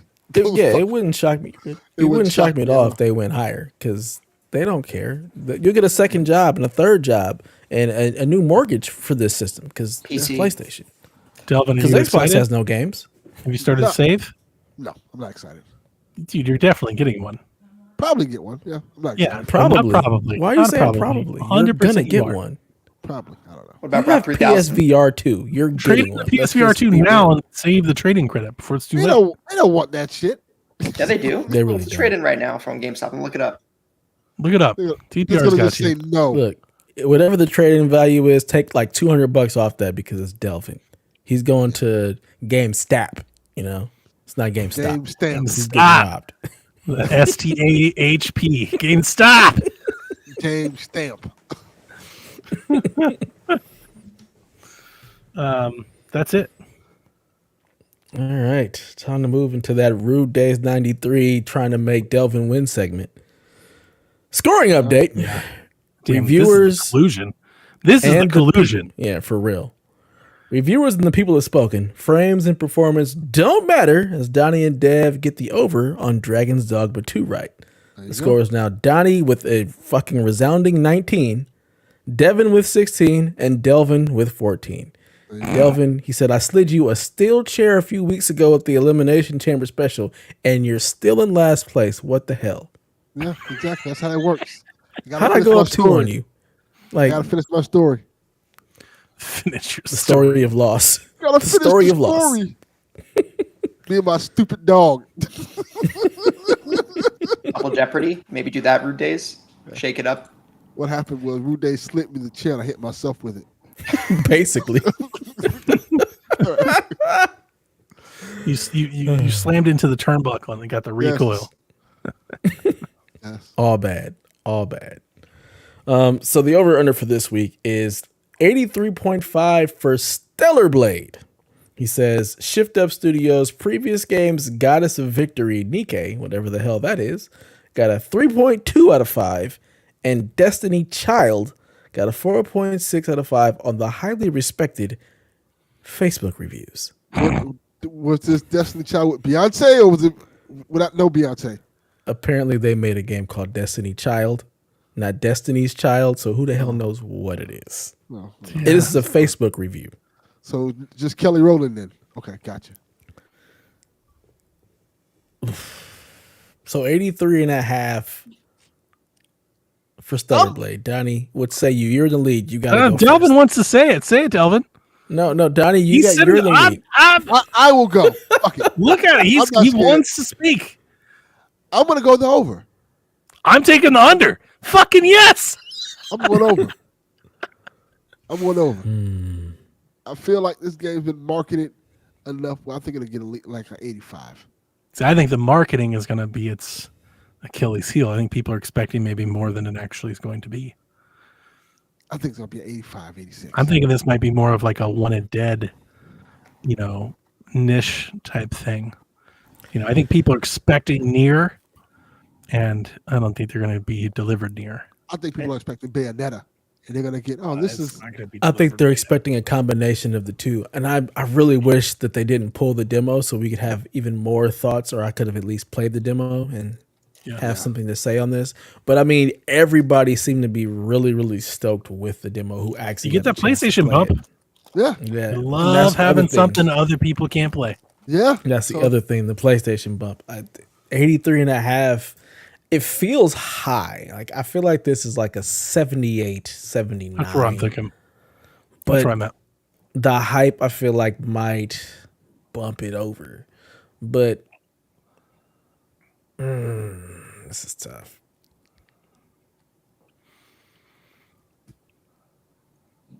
I'm still gonna go with the under. I don't know. 83.5 seems a little too high for this game.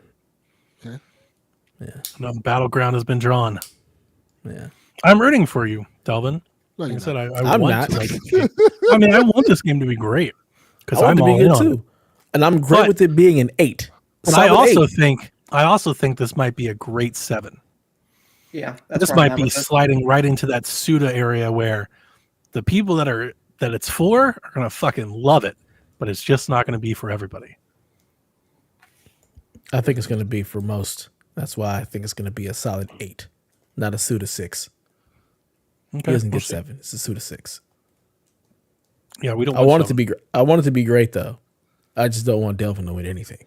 It's just how it is. I got points to spare. I'm not worried about it. I got points to spare. You got a lot of points to spare. TPR, what say you? I think it's going to be under 83.5.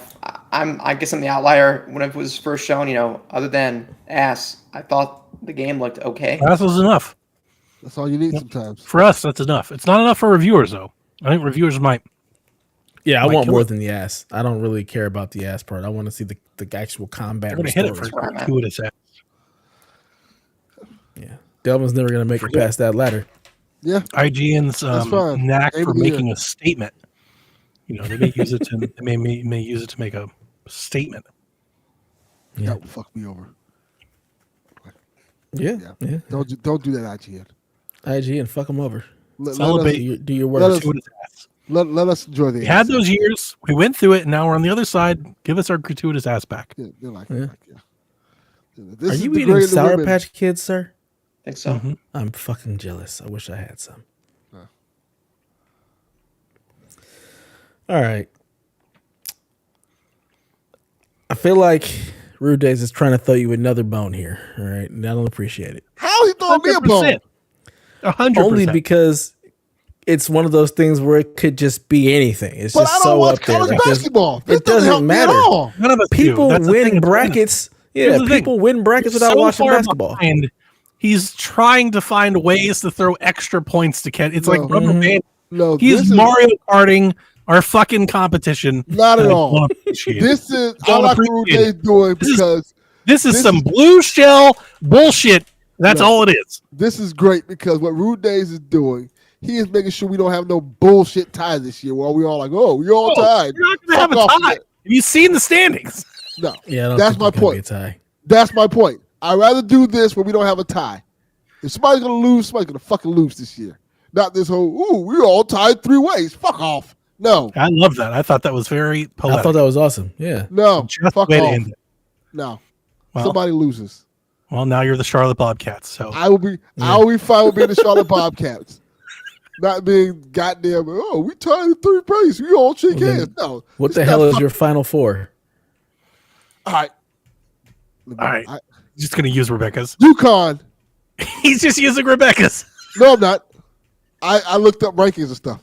I'm cheating. Well, look at you doing research. Yeah. You know enough teams. Yes, come on. UConn, Purdue.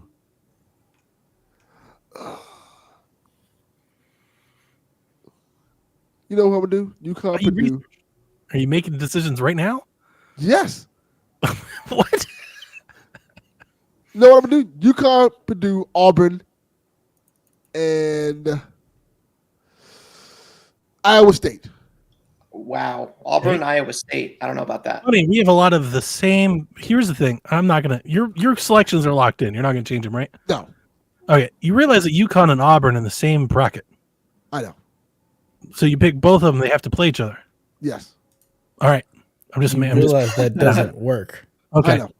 Right. Okay. My picks are Auburn. I have Auburn upsetting UConn. Purdue, Marquette, and Arizona. I'm a little worried about Arizona. I just like them since I was a kid, but like they're kind of coming in on not the best of starts, but they are good. So I got Marquette. I need to actually look at a bracket here. I think upsetting Florida, even though Florida's a higher seed. I don't think a lot of people pick Marquette in that one, but I got Auburn upsetting UConn. That's my big spoiler. I didn't have the balls to do it on the bracket that I filled up my wife for her work because UConn is obviously the pick. So for this one, I was like, fuck it. I'm taking Auburn.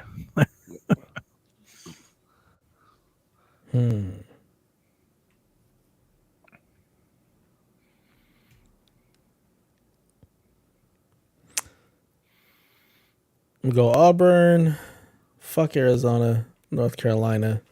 Yeah. Kentucky. I wanted to take Wisconsin coming out of there, but I couldn't bring myself to do it. Kentucky and having 2 Big Ten teams in the Final Four didn't seem right. I was like, that's not going to happen. Yeah. And Purdue. There we go. Purdue. I like Purdue to win. I couldn't tell you. I don't know anything about a single solid. I don't know anything about any of these teams. I don't know anything either. There's just none of us do. Yeah, I have not watched 1 minute of college basketball this year. Why would you? Shot in the dark. College basketball. Men's college basketball is terrible. It really is. It's so bad. Gross. They should only play they should play 4-on-4, just to free up the court a little, and let people pass and actually play basketball again. It's like a damn mosh pit with a basketball. They just all plow into each other and jack up errant threes and shit. It's just terrible. I didn't hear what you said. It's ugly. He said, "Is Ed O'Bannon still playing?" Ed O'Bannon, Ty Zedney. Yeah, Ty Zedney. You ever? The last time I watched college basketball, 2 or 3 years ago, I think I watched the point guard come to the top of the key. I think they ran 3 screens to end up right where they are before they ran the 3 screens because nobody was faster than anybody else to actually get around a screen, and he just took a 3 a contestant. I was like, "What the fuck are we doing? Yeah, I'm not watching this. Why even watch this anymore?"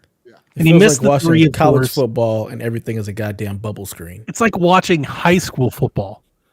Is what watching college basketball is. You're like, well, they think they're playing football, but clearly, like this isn't very good, though. You know, it's not great. Not watching that. It's not fun. Yeah. When you watch the NBA, it really spoils you. Or FIBA or the or any professional basketball. I'd rather watch the EuroLeague than college basketball. Rather just watch a FUBU commercial. Yeah, straight up. A FUBU commercial? Yeah. Where did that come from? It's Delvin. Well, why did that come up? Like, why was that a thing? Like FUBU. Because you said FIBA. I was like, I would rather watch this version of basketball, and you said I'd rather watch a commercial. Yeah, you said FIBA. He heard FUBU. Yeah. Did you just say what is FUBU? No, I know. How old are you, TPR? No, TPR said that. How old are you, TPR? I heard that. I'm 25. What's FUBU?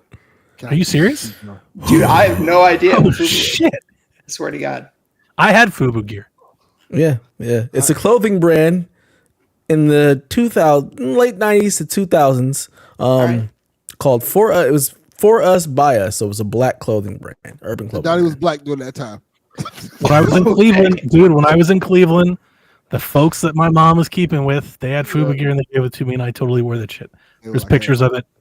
They're like, hey, you're one of us, Donnie. I believe my cousins think it's still funny to this day. Yeah. Johnny out here in FUBU, Iniche. 100%. I had a FUBU. Got some South Pole. I had a FUBU starter jacket and had FUBU shoes. Looking like he belonged to that bubble jacket, not a starter jacket. A starter jacket is the starter brand. It's not the same. I know. You know what it is. Yeah. It's the same thing. Got like that fat farm. Power. Got them 6-inch Tims. like he was selling crack with ghosts. Hey, that wasn't all that. That's not all that inaccurate, sir. Out here slanging weight. Stories. We're not gonna bring it down, but I've told you those stories. I used to help my mom with finances. Yeah. I was the math. I was the accountant. Finances. The vortex. They couldn't count back to those fucking PSVG After Dark episodes. And they couldn't count. They didn't know any better. They're like, "Yo, how much money is this worth?" You know, like I knew people like that. Like, yo, yeah, you need to get a real job, son. Like this ain't for you. This is not the profession for you. Yeah. All right, well there you go, Rude Days. Do your best. Don't give Delvin any points. He doesn't deserve them. TPR, what are your teams? Yeah. Dude, I got no clue. I was just looking at the bracket. I'm surprised no one said Houston. I don't. Yeah, I'm not into the Houston thing. I know everybody is. My thing that worries me is that they're really short, and I don't think that works for a long period of time against better competition. That'll bite you eventually. King's my second favorite player, so I have a soft spot for Houston. Sure. Yeah. No, I get that. That's kind of why I took Arizona. Good now. Yeah, Houston now. The Rockets now. Oh man. Anyway, besides Houston, I don't know. I haven't really followed him much at all this year. So Houston, you can't put 4 1 seeds in. That's a cardinal sin of badness brackets. That was the first thing I thought of. I was like, I'm just going to pick all the 1 seeds because Rude Days didn't give us any criteria. I just pick all the 1 seeds. But then I remembered, I was like, I don't think it's ever happened. So nope. Can't do that. Usually like a 6 or 8, maybe like an 8 seed or 5 seed might make it in. So I don't know. Maybe Auburn. What else? Maybe Kansas as a shoe-in. Kansas had a really bad year this year. Oh, well, they're seeded 4. So that's wait, really 22 and Kansas. 10. 22 and 10. They're seeded 4. Wow. Yeah, I don't think they lost 10 games the last 5 years. Oh, okay. Wow. Yeah. Maybe a bad pick. What about? Dude, I don't know any of these teams. Duke, North Carolina, Tennessee. Why not? That's a good pick. Yeah. I think Tennessee could be there. It's a good one. Yeah. They're pretty good. their coach has a bad rap for always bowing out early, but they're good enough. Talent-wise, they're good enough to be there. It's whether or not the coach can get over the hill. Just this like from Sixers, the man who's watched no college basketball. How do you know all of this? I listen to the radio. I listen to sports radio. You know this. That's a cheat code. You can't do that. Yeah, I don't listen to any of that shit. I listen to Cleveland sports every day. There you go. I listened to a whole podcast segment today on bracket and what they thought about it. So I took their things and made my picks. Are the Cavs still smoking the East right now? No, they're down. Did the Heat beat us tonight? I don't know. They were up the last time I checked. We're down. Mitchell's out. He just had surgery. Mobley's out. Both of our small forwards are out. So we're down 4 players. We haven't. Damn. I think we've been 500 maybe the last 10 games maybe. Yeah, Miami got you guys by 3, 107 to 104. Oh, okay. Yeah, it's tough. Sixers hanging on. 6 seed, see if we can get in for Embiid to stay, get his health in the playoffs. The Cavs are really not as good as they need to be without Donovan Mitchell. It's kind of it's very LeBron-esque. Like for the talent that we have, you'd think we'd be better without him, but we're really not. When they don't have Donnie, they're not very good. They don't have Donnie Reese, not very good, right? That's what you're saying. No, Donovan Mitchell. Donnie Reese, 4-3. Were you a shooter? Were you a shooter back when you played Donnie? Did you play ball at all? Yeah, I did a little bit. I was guard. I was a point guard. All right. I was a good shooter. I mean, good by, amateur high school standards. I was one of the better shooters on the team. When you're in high school, that's all there is. So I was a 6-man. I didn't start. I came off the bench. Fair enough. All right, well, that does it for the Rude Day segment. We'll see how these brackets turn out, and hopefully Delvin gets no points. That will perfect. That's what we're rooting for. I feel like Donnie is going to run away with this and be up even more. Well, here's the thing. The reason that people like March Madness isn't because it's good basketball. It's because all hell breaks loose and shit happens and brackets get busted. And I don't even think people even know what they're watching. They just root for the team with the higher number next to their name to beat the team with the lower number and call it an upset. Even though if you watched any of it, you know that like 85% of the matchups are the same mid-ass team versus another same mid-ass team. There's like 4 teams that are better than everybody else and 58 teams that are basically all the same. But they'd be like, this 13 upset the 5. It's like, they're like the same team though. They both equally suck. If you can't tell, I really hate watching college men's basketball. It's been bad for some time. What you used to be great. I used to love to watch it. Back when we had teams that stuck together, that played together, that had chemistry. These kids don't even know each other. They've just showed up the same semester. They'll never play with each other again. I miss it. I miss the college basketball that we grew up with. But even later than that, and you could go to the Greg Oden Conley years and the Florida years. Like there were a time where we got that, but like it was right around they changed the rule, right in the 2010s teens. And then since then in NIL, it's all just become a wash. I never watched college basketball. You don't have teams. You have 1-year runs. You have a collection of players. They play for 1 year. It's more like, summer league. Yeah. Traveling ball. Then they go to the NBA or someplace else. Yeah. G League, Euro. It's more like that, and I kind of miss that. I'd almost wish it was. That's why I like women's. The women's bracket is what I've been more interested to pick that because the ladies actually stick around. They stay. They play 2, 3, 4 years together. They have a team and chemistry and history, and they learn and they play. And you can see it when their game. They've got chemistry. They run plays. They come off sets. They shoot. It looks like basketball. They don't just plow into each other constantly, jack up threes. So we're definitely not doing the women's bracket because Donnie will pay even more attention and get. Oh, I definitely will. That'll actually get into. Yeah, I'm not paying attention to any of this shit. I'm not doing it. So the only 2 games I've watched of any college basketball were 2 Caitlin Clark games. Not Iowa games. Caitlin Clark games. Yeah, no, fuck Iowa. That's the She's a killer. Girl can ball. Yeah, no doubt. But there's more money than the WNBA salary right now. What is it like? $100K for the top or something? Oh, I wouldn't. Yeah, Absolutely. If you are a marketable female athlete in basketball, you'll make more money in college than you will in the WNBA for sure. Yeah. With NIL, a ton. You'll make a lot more. So stay. Yeah. All right. Question time. We only got a couple of questions tonight, so we can take our time with these. Geek to Me Radio says, since X-Men 97 is trending, what is your favorite X-Men video game to play? The arcade one. I have an answer. Is that the one where Nightcrawler can zip around and do all that stuff? I think so, yeah. And Played it a long time ago. I don't remember which one it was. He does that in any game he's in, but Colossus does the scream and covers the screen, and Wolverine shoots the claws. It's great. X-Men arcade game is great. So based off an anime that never came out. Really? Yep. Yeah. Mm-hmm. So there's a game called X-Men Origins Wolverine Uncaged Edition, where it was a licensed game after the movie, but it carnage everywhere. You were lopping off Ryan Reynolds' head, before it became Deadpool. And really good game. That game was underrated. Yeah, one of the best licensed games of the PS3 generation, and that was really fun. That's my pick.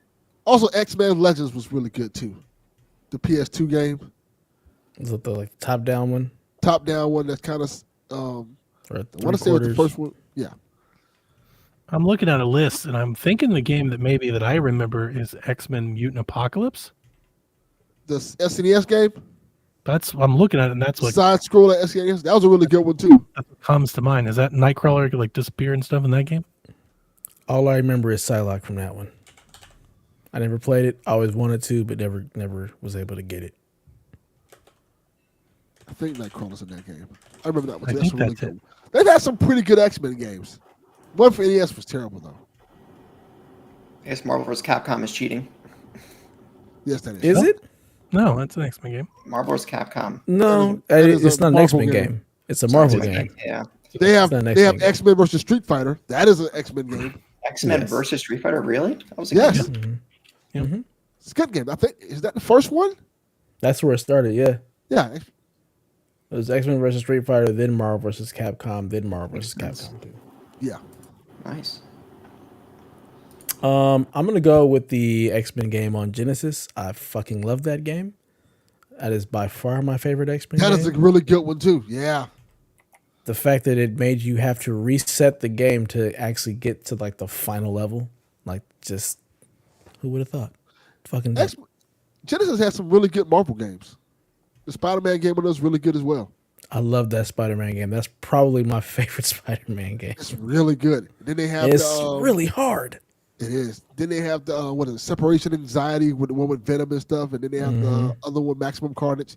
That's some really good games on Genesis. Garrett Bland might call it Marvel's Midnight Suns. There's a lot of X-Men in that, but it's like the card strategy XCOM game type thing. That is not an X-Men game. Yeah, we don't do that here. Yeah, not at all. Yeah, I'm not a card game XCOM guy myself either.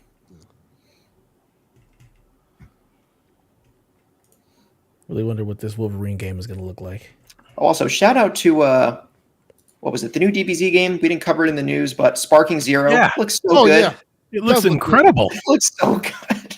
Looks really good. I wasn't even thinking of this game, and then I saw the gameplay trailer, and I was like, I'm absolutely fucking buying this game. The game looks amazing. It does.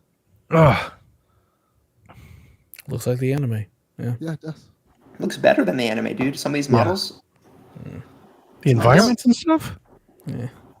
Dude, it looks serious. I'm not interested. It's a fighting game. Go figure. It's a fun Dragon Ball, it's like I'm gonna get it. I'm gonna get on sale, but I'm gonna get it. Yeah. I'll play it if it comes to Donny Pass. I'll put it in Donny Pass. load it up. Just so my son can see sell off some of these Game Pass codes. You want to buy some Game Pass, Delvin? Sure, why not? I got Game Pass for sale. I'll sell them a discount. I got you. How much? Technically, he's paying for himself. Game Pass. I can't remember now. Sean, so how much is 3 months of Game Pass Ultimate? No, just sell it to Delvin, because then Delvin is just going to reap the benefits of that when it goes into Steam, and he's part of the Steam family. So it's cyclical. That's true. But you give me money for Game Pass, and you just get all of our Steam games anyway. That is and true. then you get to play the games that I buy on Steam. That is pretty accurate. Yeah. Yeah, we're just robbing Peter to pay Paul here at this point.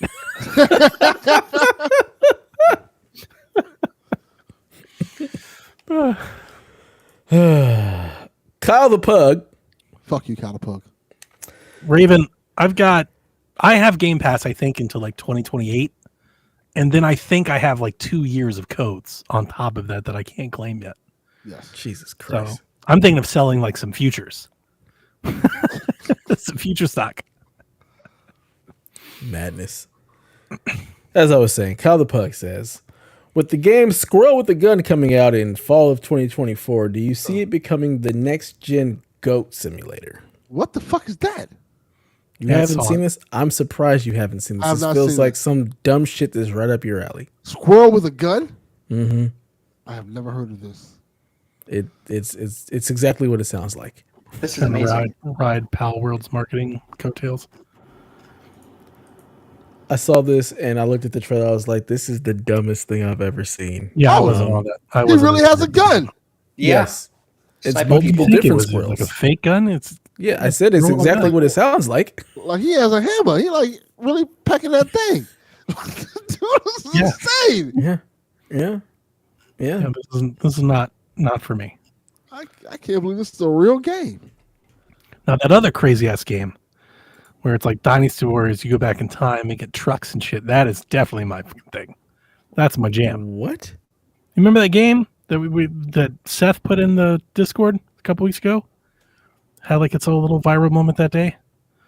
It's like Dynasty Wars, like RTS game, and then you like go back in time and you like bazookas and shit and just blow up waves of people. Oh, the medieval game. Yeah. It's like, dude, this is gonna be fucking. That awesome. just gave me like the army of Ass versus the Army of Dead. That's what that made me think of. So good. Can't wait. With the boomstick. Yeah.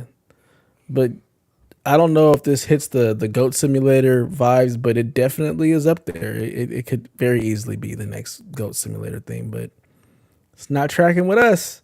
Delvin's going to buy it, though. I'm watching the trailer now. This looks dumb as fuck. Mm-hmm. Buy it. I can't believe this is a real game. You will. How's Alone in the Dark, Delvin? I haven't played it yet. I haven't played anything yet. I did download Sandland, the demo for it, so I want to try it. I did too. I didn't get a chance to play it. Sandland. Okay. JV the Monster says, is Star Wars fantasy or is it sci-fi? Also, can you trust a fully grown adult man with blonde hair? He says no. Simon Phoenix, Homelander, Zach Morris, all dangerous and not to be trusted. It's got a point. It does have a point. But I'm sure we could find blonde hair people that you can trust. Thor. Nope. Yeah. Well, not God of War Thor, but Chris Hemsworth Thor. Valtteri Bottas. Can you trust Thor? I mean, he's really out for himself. I don't know if you can trust him.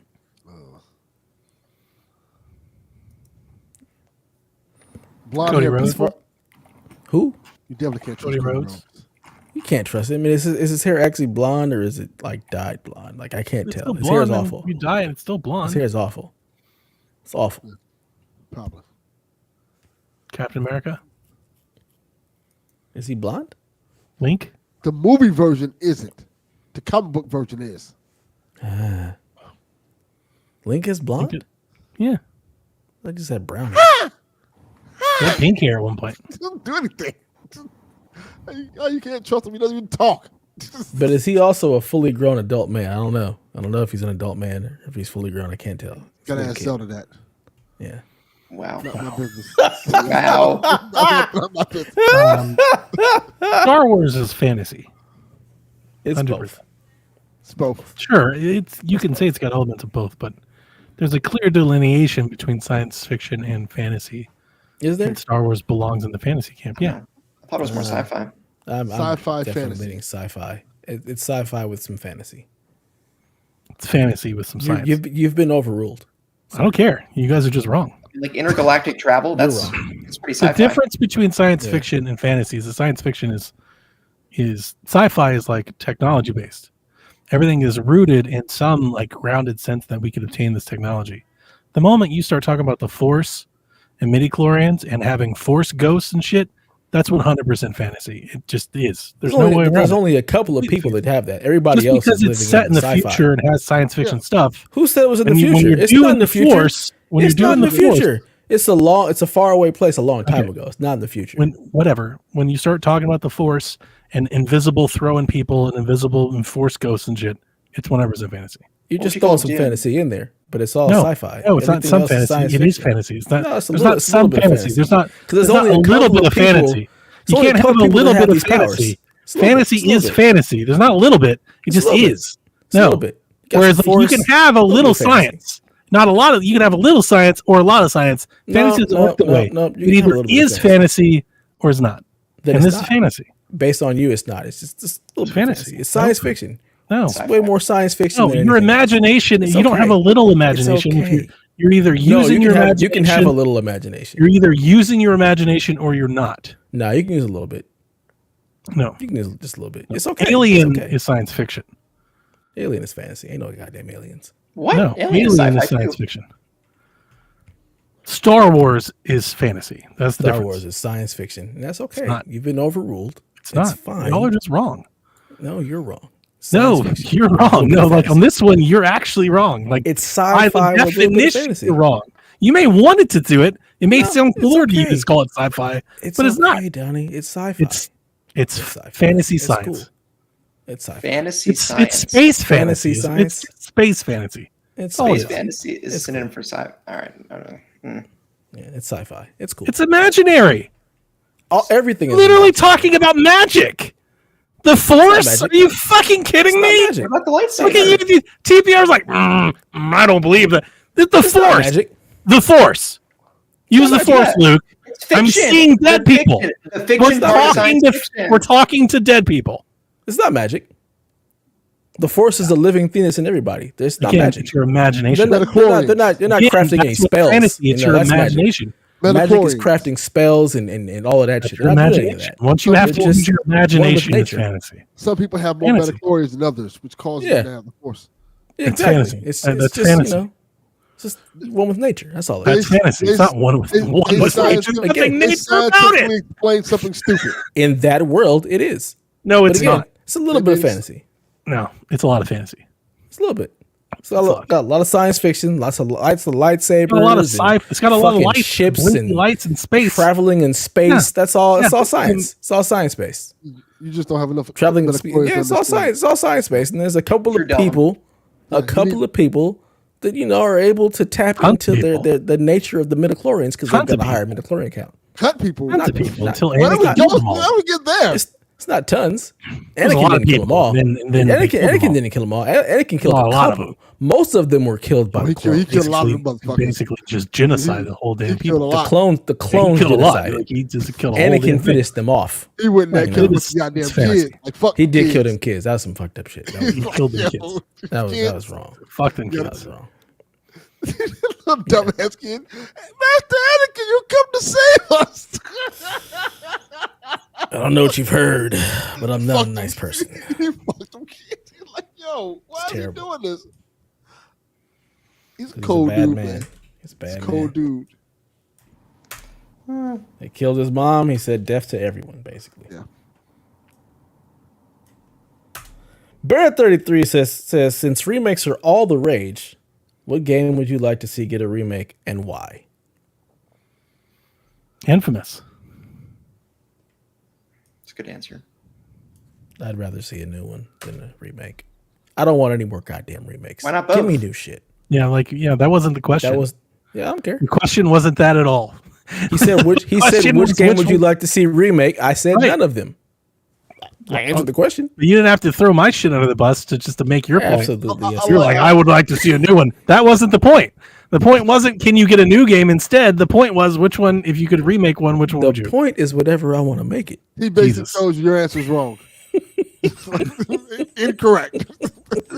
I also played, last week I played a game called Overlord that I played on Wii. Well, that's a great game. I would love a remaster collection of those. That'd be dope. Have you ever played those? Anybody? Just I have. you, Devin? It's a great game. No. Anybody else? No. It's kind of like Fable, but Pikmin, but like in hell. Yeah.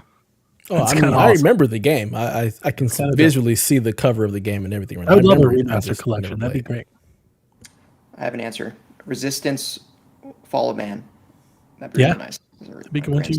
2005, launch PS3. Looked very muddy. Be nice to have that new. Yeah, all of those games, really. Just remaster all of those games. Remake Resistance them all. 3 still looks fucking great. It still looks great. It does. Resistance 3 looks Prototype, Prototype's like a good just one. Killzone, that whole era of games. Just do all those. I have one. Star Wars: The Force Unleashed. I got ported so much. No, remake yeah. that shit. Yeah, he wants a remake. Yeah, let Aspire do it. That'll be their next no, project. Absolutely not. God. That's your next project, Elvin. No. Absolutely not. They're going to unleash the Force. That's for sure.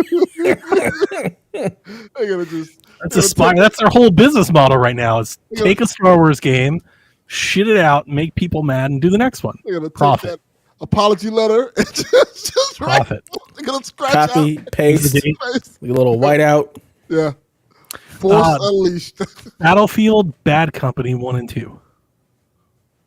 Wow, we never got a sequel to that one. Oh, those were good games. If they release both of those like remasters, like here's Battlefield, Bad Company 1 and 2, that'd be awesome. They were They remake the first three CODs before Modern Warfare. Be down with that too.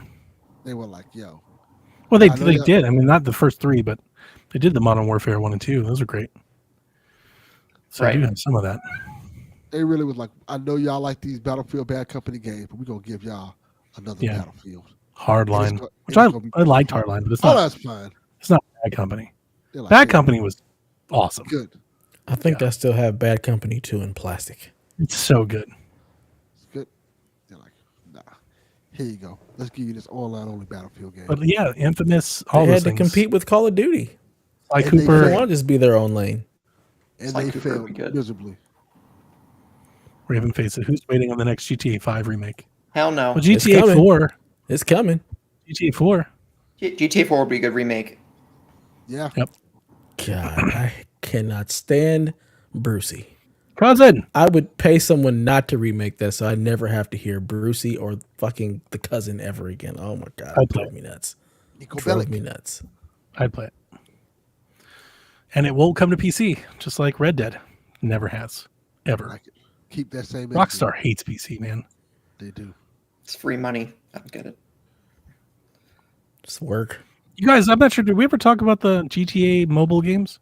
The trilogy on mobile? We never did it talked come about out them, did on we? mobile? I mean, So you can get January's here, GTA so why on would we? Netflix. But I downloaded them. Here's the thing. The mobile games are better than the console games. They have a classic like lighting pack that make the games look like they are supposed to look, but with the modern like it's better. And it runs better. Like they're better. I played GTA Vice City on my phone and I was like, this shit's better than the console version. It's better than That's my PC insane. version. Get Isn't it? BlueStacks on your Chromebook and then It play it looks on there. better than the Switch version. It's better. They're better on mobile. Wow. Oh, just get BlueStacks then. Play it on PC on BlueStacks through the mobile emulator. It was crazy because when they released it, I'm in the GTA trilogy Reddit. People are losing their minds. Like, I can't believe this. They've got to bring it over. And every week I've seen posts being like, surely this week, and they're tracking SteamDB changes. They've never brought any of that shit over. And I don't think they ever will, because Rockstars. You're like, we're not too worried about it. We're gonna Somebody continue over to there work hates on PC six- players for sure. But they haven't patched it into the console versions or anything. It's wild. Just And like the that. free version, the version you get for free by Netflix on your phone, is just better. Wow. Yeah. Crazy. Yeah. Oh, Gears 1 and Way to 2. go, I don't know Rockstar. if you guys, Gears 1 through 3 actually. Remake those. That's been on the docket for a while, we hope. So, That's great. Yeah, That'd be they great. remade Only on Gears 1. PlayStation. well, the Ultimate Edition, yeah. Well, that, It's not as good it's not by remaster standards, it's not as good as I would want it to be. We've seen better remasters. Yeah. So I would like so remaster it better on PlayStation. Yeah, do a full remake. that's exactly what would happen. Only on that's PlayStation, though. That's how Xbox fans are these days. Yeah. The version will just be better, right? Because I think like the next console war will be folks arguing like Hi-Fi Rush is better on PlayStation 5. Oh and my it's god, like the same damn game. most contrived shit ever. Yeah, 100%. But you've seen some of that fucking On Xbox bullshit is too. 7, on PlayStation is 9. Yeah, absolutely. That's how the world 100%. works. Buy Hi-Fi Rush, people. Play with your DualSense. Maybe it'll shake to the beat or something. I don't know. Probably. I don't know what Bethesda's doing over there. She was nice. Tyler Cobb says, question for the show. I'm a huge Rare fan, specifically Banjo-Kazooie. Uh-oh. But my question is Sea of Thieves the first Rare title on a Sony PlayStation console? I don't think so. That can't be right. There should be objective evidence of this. It doesn't feel right. I'm sure, like, back in the day, no? That's what I was thinking. Game Boy, NES, Game Boy, Mega Drive, Arcade, Xbox 360, GBA, GameCube. Yeah. The first hint of PlayStation that I see is Sea of Thieves. In its 39-year history, Rare has never published a game for PlayStation. Does Battletoads count? Is Battletoads on PlayStation? No, it's not. Wow, that's crazy. Nintendo had an ownership stake in the company until it was purchased by Microsoft, and that changes on April 30th when Sea of Thieves ships for PlayStation 5. So you should put 007 on PlayStation 5. I bet it'd sell gangbusters over there. Oh, yeah. Yeah. Put it in PlayStation Plus. Dude, bring KI over. Killer Instinct's awesome. Yeah. Jeff likes Killer Instinct. Bring Killer Instinct. Killer Instinct is incredible. I love that game. Just the SNES version. Or the arcade version. I don't care about the new. The new one. All of it. 2013 is awesome. The most underrated launch title of all time. Killer Instinct 2013. The new one over. Yeah, I just want the arcade version. That's all I really care about. They can keep that 2013 version. No, thank you. That'd be the version you get. Combo breaker. I had that. I never liked Killer Instinct. I never really got into it. So it's okay. I love watching the tournaments. The ultra combos, they hit so hard in KI 2013, but Street Fighter 6 is more fun to watch now. This game's so good. Yeah. Snurt says, which character death in a video game hit you right in the feels? Uh-oh. Probably get something probably spoiled. get Perfect Dark now. He's like, fuck your next question. We're just going to stay on the Rare thing. I'm just thinking. I looked up and I saw Perfect Dark 0, and I was like, wait a minute. They're making Perfect Dark. Xbox is. I imagine that they'll publish that on more systems. They're making it for PlayStation. That's one of them that you bring over, right? Yeah, definitely. Yeah. What was the question? A character death that hit you right in the feels. Lee Everett, of course. Oh, Yeah. God. That's the first one that comes to mind. That definitely was not cool. Yeah. Sarah and The Last of Us, that definitely fucked me up. Yeah, that was all in the same time frame. Yeah. I don't know if I have a good answer. Aerith dying hit me in my feels because she had my heal materia, and I was mad that I lost that. I didn't really care about her dying, but I lost my materia, and that hit me in the feels. Yeah. That was good. Santiago? Dom? Gears. Yeah, that was a rough one too. That was sad. More because of the situation. Yeah.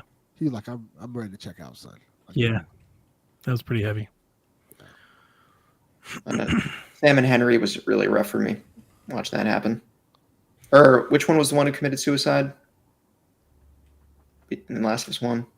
Donnie. Was it? Huh? Sam, Henry, which one committed suicide? He's asking. In The Last of Us. Henry. Last of Us. Henry, yeah. Yeah, that was really rough. I'm like, God damn. I heard you. I thought you were talking about somebody else committing suicide. Oh. I was like, huh? Yeah. You know, that was tough. That was a heavy scene. Yeah.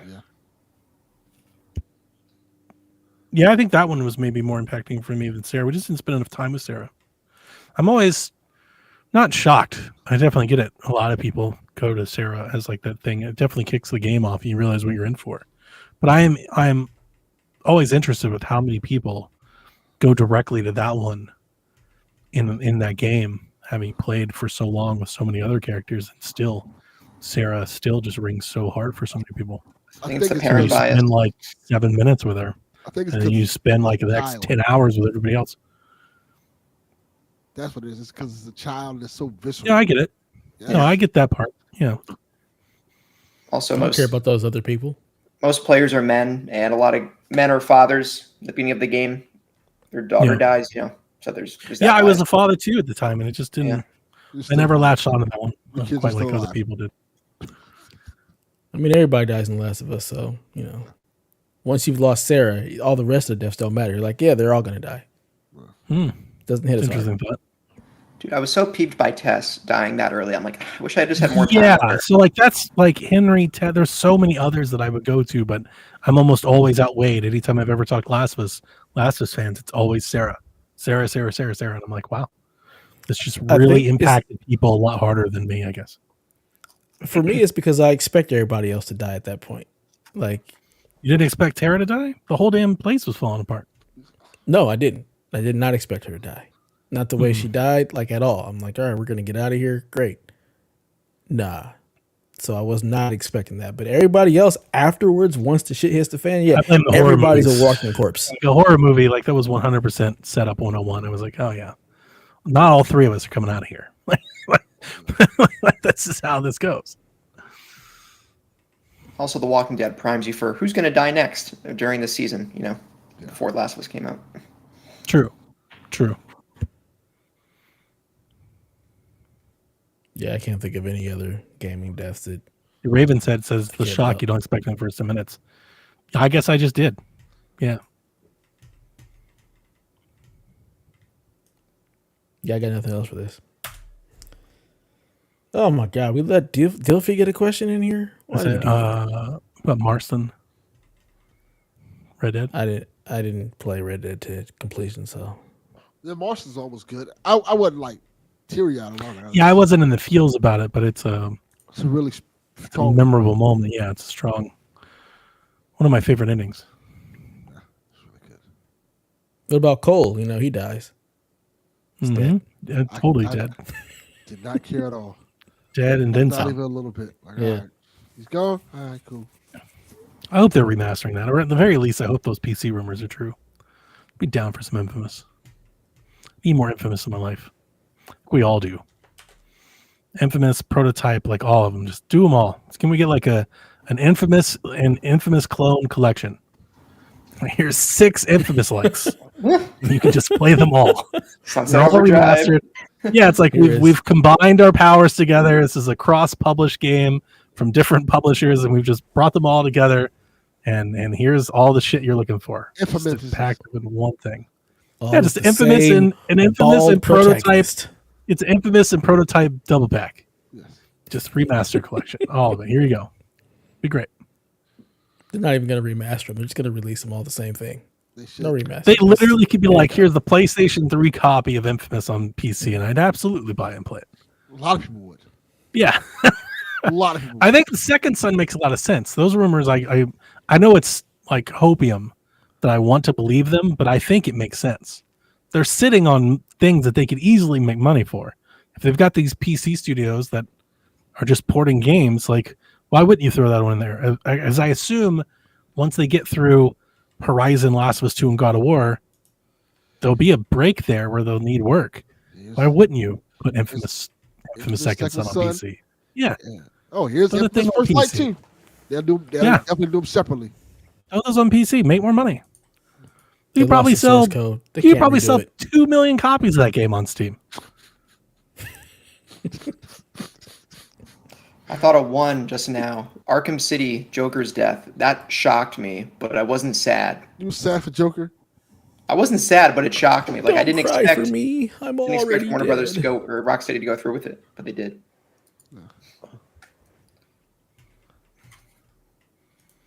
All right. Well, last question of the night. Somehow we let Dilfy get a question in here. I don't know why we allow this man to ask questions. But he wants to know, what's your favorite all-time NBA moment?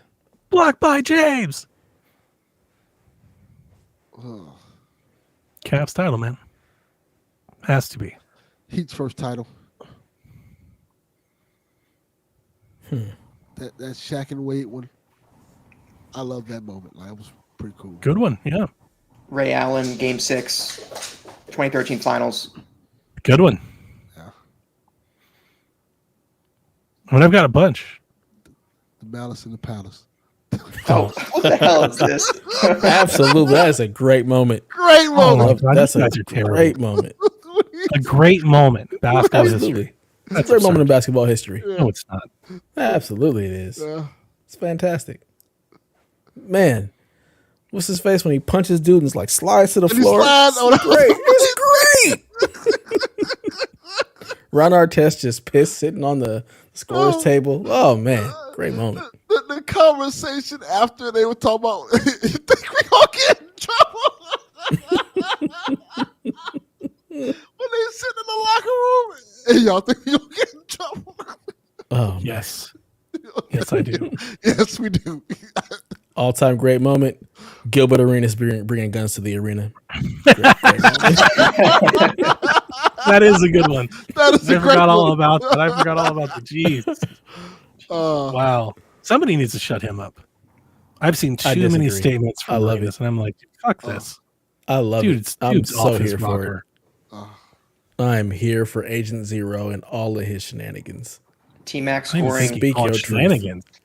The truth. I said speak your truth.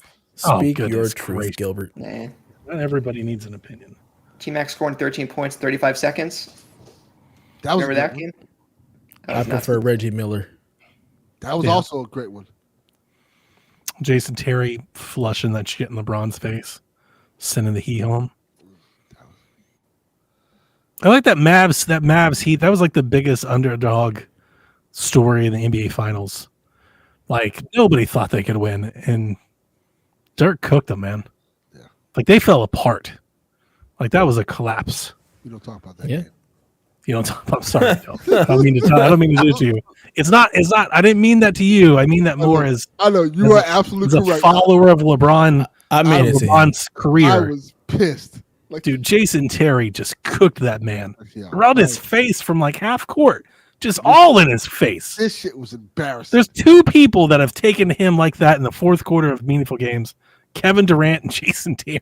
All people just fucking came up and was like, "Get this." I couldn't believe it. I was like, Jason, him? The Jets? So bad. Him? So bad. You gonna let this man do that to you on national TV? He's like 4'11". Do something. Oh man, I'll never forget that. I also there was like the Cavs, the first era of LeBron's Cavs. Right when he carried that terrible team to the finals against the Spurs, They had some great moments with Boobie. That was pretty insane stuff. That was cool. The moment that comes to mind that's not like not winning because they ended up losing that series, but I think maybe the best that I've ever seen LeBron was the Eastern Conference Finals loss to the Magic, where he had like 2 game winners and was putting them like 50 points a game. Like he was giving them everything that they could handle. He was doing everything you could want, and the team just wasn't good enough. Just a bad matchup, but I don't think I've ever seen him play better. He was on fire. He was murderous in that series. He also traded barbs with the Celtics, of course. But he had that game winner from like deep, just over half court, but deep against them. And that was back then when people were acting like LeBron. All the comparisons were MJ, and he was always talking about crunch time and game winners, and he could never come through. He came through him twice in that series. Still lost the series, but that's when I was like, he's him. I was he's looking going to be that dude. I was looking up something to see if I remember it correctly, and I did. The game, I was a kid, 1993, the Nets against the Orlando Magic when Shaq broke the backboard. Yeah. That's an iconic moment. Nuts. I remember that like yesterday. I was like, holy crap. I used to watch Shaq in college, And I used to always see him because that's what got me watching college basketball. Seeing this big dude just breaking backboards, slamming it like that shit was awesome. And then seeing him doing it in the NBA game, like, oh shit, that was just amazing. Diesel, man, it's a force to be reckoned with. I'm surprised none of us brought up anything about MJ yet. I mean, Or Kobe for that MJ matter. when he goes up and switches hands, that's one for me. Like just watching that, I was like, holy shit, that was fucking incredible. Yeah, It wasn't NBA, but Vince Carter's 2000 Olympics dunk when he dunked over the 7-footer. Freddie Yeah. Weiss, oh yeah, that's one. Yeah. KJ dunking on Olajuwon, that was incredible. I always think because we had the actual VHS in my house of the dunk contest between Jordan and Dominique Wilkins. Yep. Yeah. That was like in my house, so I used to Dominique always was watch that. freaky like that. I can't remember what the DVD, the VHS was called. I think it was like a compilation of that happened 2 years in a row. I think 1 year Dominique won it and 1 year Jordan won it, and it was like a VHS of that story. Mm. But it was really cool. I remember just like watching that over and over again. Yeah, crossing up Jordan. Oh, that was dope. Mm-hmm. I remember Kobe and Michael squared off in the All-Star game. I don't know if I think of it as like a Michael moment, but it was definitely like an NBA moment. I remember that. When they were like trading shots. Yes, they They kept like giving each other like the side eye and the like jokey glances. Like you could tell them like they were Back when Kobe wanted the smoke and NBA Michael All-Star started to game bring the was smoke. Like it was like, competitive. yo. Yeah, it was like, yeah, they were having a moment. Just all it was like they were playing their own game at that point. Yeah, that was like, Yeah, because both of them wanted to win. Like they actually were playing this game like we're playing to win still. Yeah. I don't feel like you get moments like that anymore, You don't. which kind of sucks. I miss Everybody's think we not as do. competitive. Like they're not as competitive. Not an all-star game, Yeah. but you still get those moments. You get moments. Playoffs start here in what, a month? It'll get going. Mm-hmm. You let the Celtics get bounced early again. We talk about a moment, man. Miami, Boston. Let's see it in the playoffs once again. Did you see the video of the guy who's a quote-unquote Miami Heat fan talking about the Boston Celtics, and he just embarrassed all Miami Heat fans, looking like the dude from 300, the bad guy from 300. Really? No, I haven't. Oh yeah, I didn't watch it, but I saw as I scrolled through Twitter, I saw Leah. What do they call it? What is his name? Leonidas. Oh god, not Leonidas. Not Leonidas, the bad guys. I think his The name bad was guy. Xerxes or something like that. Yeah. Xerxes, Xerxes, yeah. Xerxes. I saw like everybody talking about that, but I didn't watch Alton. the video. He had the painted on beard and Really? all this, yeah. It was, Yes. Oh, you got to send me a link. It's I was hilarious. like, he doesn't represent us. Heat fans. Sounds hilarious. That's what they do. You know, it's like LeBron left and everybody's like, they're burning jerseys. It's like one guy. Like there's like this one picture. There's not like hundreds of pictures of people doing this. Like this one dude in his yard. Yeah. He may not even been a Cavs fan. We don't even know. That's what happens. You know, they'll find the story. Well, that was our final question of the evening. So we've come to the end of the show. Yeah. So thank you, TPR, for joining us. Thank you. Hope you had as much fun as we did. Oh yeah. Yeah. Awesome So It's a short show, only almost 3 hours. yeah, you know, lot not of quite questions this our quota. A lot of questions this week. Nah. You hear that, people?